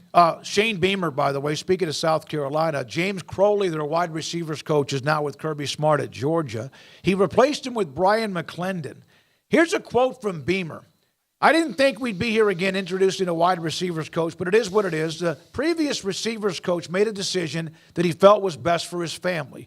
We collected the $450,000 and then some, and we were owed for violating or leaving his contract. That we were owed for violating or leaving his contract. It allowed us to go out and hire an even better wide receivers coach in my mind. That's not a knock on anybody. Yes, it is. That's what I feel about the guy we have right here. So there was a little shot from Shane Beamer across the bow. Let's see. Quentin, dude, just play an 11-game conference schedule. I wish there were more conference games. Hell, the SEC hasn't even gotten to 9 yet. They will. That's going to happen. And I think especially when they move that college football playoff in a couple of years to 14 or more. Yeah, I think that that was some nice shade. Just follow it right up with, that's, not shit. Yeah, that's absolutely. Not a knock on anybody. Yes, that it was is. absolutely a knock. Yeah. I think the SEC will add another game here sooner rather than later. That seems to be the foregone conclusion. So, and why wouldn't you? I mean, I know it's the whole it's tougher thing, but if you've got all these teams, you didn't get them to not play them. Like, if you want to talk about all these great home and away games and all these great opportunities, well, yeah, then get rid of the November game versus, Jacksonville Eastern University and play Oklahoma instead. And, yeah, you might lose an extra game, but in the expanded playoff, it's not going to hurt you as much. So bigger brands, bigger games. I want to see another conference game and another potential big matchup. So circle back to this every time with the expanded playoff, but the days of having to go 10-2 or you're completely or 11-1 or you're screwed and don't have much of a shot, those days are over. I mean, you're going to be able to lose for some people, and especially SEC teams, you're going to be able to lose a couple games and still get in the playoff. Now, can you lose 3? I think there's going to be years where that's a hot debate, but I'm all for seeing, if we're going to talk super leagues and all that, let's get the super matchups together, which means having an extra conference game. So yeah, absolutely. And this is something that we've said before, and others who have been a part of this show, especially a couple of guys that cover Texas that have joined us or UT fans. You look at who they get to play next year, regardless of where it is or what. They're playing Michigan. They're always going to still play that non-conference type game. They're playing Oklahoma, Georgia, Texas A&M, so that's redone. Plus they have Florida, and Arkansas is a former rival, so they get all of their former and current rivals. And that doesn't include other games that they have of teams that might jump up a little bit. Because somebody in that second column, not sure who it's going to be, maybe it's Hugh Freeze in Auburn, maybe it is Venables in Oklahoma. Someone in that right column will be in the left column by the end of the year, and somebody in the left column will fall into the right column, and it may not just be A&M. If they're the ones that might be the ones that fall. Yeah, and we'll see how Jeff Lebby does at Mississippi State. I mean, that'll be a definite interesting situation to watch with him taking over and just kind of where do they fall in the grand scheme of things, because, they're not gaining 2 spots with Oklahoma, Texas coming in. They're dropping 2 more spots. They have a lot of work to do there after what was a very disappointing season a year ago. And then Vanderbilt's, that's just the spot they're always going to occupy forever and ever and ever, unless the SEC expands and waters itself down in some form or fashion. But they're not there really to win football games anyways. They're there for other reasons, historically, academically, et cetera. So that's just kind of where you are. And if you can get above 2.5, then that's great. And if not, then nobody expected really otherwise, except for maybe yourselves. But Mississippi State is intriguing because of the Lebby factor and how he does with his first go-around as a head coach. And somebody in the right will end up in the left and vice versa, but it's very interesting to throw 2 teams of that stature into the mix, and I think it's going to be a lot of fun, and I'm excited to see what it all looks like on the other side and on a week-to-week basis, much like I am with the Big Ten with USC and UCLA and Oregon and Washington. It's the same thing there, and then I know it's not quite the same as far as historically, but you all of a sudden throw Colorado and Arizona and Arizona State into the mix. So, every league, and then the ACC's got, SMU, Stanford, and Cal. That's 4 out of 4 as far as ranking the excitement over the newcomers, I would think. But that's still going to throw a couple wild cards into the mix that otherwise haven't been there. So, for the Power 4 conferences, if you want to call them that, the whole landscape is different from just what we saw a year ago. Who gained more with the changes in the 4 power autonomy 4 conferences? Texas OU, monster names to the SEC, or the 4, Oregon, Washington, USC, UCLA to the Big Ten? I don't know. I think it's almost splitting hairs, really. I think both did well for themselves. I think that's a question that can't really be answered now. It'll be answered 5-10 years from now, and we see who's winning national titles. If it's Oregon and Washington winning national titles or USC, then you say the Big Ten. But if Oklahoma and Texas are just further pushing the SEC towards winning more, then obviously it'd be them. So, yeah, I think it kind of remains to be seen. Plus, you're comparing 4 versus 2. So there's that. But I'd say – I think the SEC is based on geography. I think it's all set up. It's all together. It's all together. You don't have these L.A. to Lansing, road trips or East Lansing road trips like you're going to have. Or L.A. to Rutgers. So, yeah, I would think the SEC just because they still actually have a league name that makes sense. And they're about the only ones at this point. I guess the ACC doesn't even make sense anymore as much because they've got 2 teams from the West Coast. So yeah, wake up one day, Atlantic Coast Conference with 2 teams on the Pacific Coast. Yeah, right? So I'd say the SEC does. Jared or Gerard, it's got an Ohio State logo next to his name. Wait till the SEC goes to 9 conference games. That gives another loss to half the conference. Coaches are going to be sweating bullets constantly. Also, yeah, I mean that's the thing is it kind of brought it up a little while ago, but yeah, the expectations, like just how was everything's different now. You can't judge it the way it's been judged for the last several years. Oklahoma's expectations have to change. I mean, everybody's expectations are still going to be, we're going to compete for national championships, all that lip service. We know that. But the reality of what that all looks like, I don't think we quite know, but we'll get a good idea this first season of how things might change as far as your loss expectations. Do we have the top 5? No. Okay, I didn't think so. Okay, a couple of more notes from the chat. Bobby B., the Big 12 OU was the big fish in the small pond. All getting ready to change. Reality check is coming. Grab your popcorn, settle in, snag a big piece of steaming hot humble pie. Well, I'll say, and that might happen, but their history says otherwise. Yeah, Oklahoma has got 7 national champions. They've got a handful of Heisman Trophy winners. I mean, they're at the top or near the top of every significant category. Now, if you want to start going off the field and go like endowments, then they're not top 5, top 10. But in on-the-field action, decade after decade after decade, the 90s are an outlier. But I think you can go back to the 50s and start off with Bud Wilkinson and the run that he created, and then all of the rest Fairbanks, that followed. Switzer, Stoops, etc. The 90s were a dark time there for a while, but outside of that, think about another time, barring that you're not like 80 years old, where they haven't been relevant and on the scene. So that's where I come from with that, although I do think there could be a little bit of a dip, at least in the foreseeable future, just the adjustment period, because you are going from basically having 1 equal and then 4 or so equals years and years prior to that to now having like 7 or 8 and not just equals, but a couple of them looking down on you, which you're not used to. So, yeah, that's going to be fascinating. I can see why people think it's going to be a downslide for them, but I think history says otherwise, although history never had NIL and the transfer portal and all of the craziness we've seen. So is that the wild card that knocks them off that trajectory? I don't know. I'm a little bit I'm definitely obviously uncertain about it, and that's where I guess my trepidation just in feeling like this is all going to be great sort of comes from is, man, there's a lot more at stake here that's different than just simply changing the conference. I just hope to God we can get to a damn conclusion on how they're going to settle the conference playoff format, and we can move on, although it's great for us because we talk about it. Katie Rader, thanks for the super chat. Have a great weekend, fellas.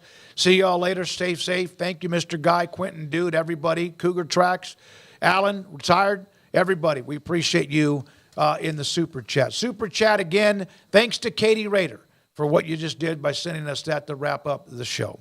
All right, for Garrett Ross, Paul Catalina, also Emery Winters working on 365 Sports Tonight, which is tonight at the CW, the local CW. We appreciate that. Kim Coulter, by the way, a super chat. Thank you.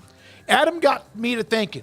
Do y'all think we'll see more partial share additions to Power 4 conferences in the next go-round of realignment? Partial share, no, because I don't think we're talking about growing this thing. I think we're talking about retracting this thing, if anything. So the Cals and the Stanfords joining an ACC partial shares, or BYU or Cincinnati are doing that. I think those days might be kind of over, because I think now, if anything, Oregon, Washington had to do it as well. So, I mean, yes, if we're going to see the big ACC dissolution, then that's possible, I guess, because if you had a bunch of teams all at once, you're probably not getting everybody in at full shares right away, with all the money. Let's say this. If a team out of the Big 12 just happens to be invited to one of the other conferences, they'd be a partial they're probably share, going to end up, no matter who they think they are, and they would take it happily, because it would still be more than what they're getting right now. Yeah, I mean, it's an interesting question, and one I've never really thought about. So, yeah, there's probably going to still be some cases in a situation like that, yeah. All right, here we go. Tomorrow we'll be at the Foster Pavilion. Hope to see you there. Baylor, Kansas. For Garrett, Emery, Jack, Paul, Craig, I'm David Smoak, and our incredible sponsors. We start another month here in March. Good night, 365 Sports, and have a great weekend.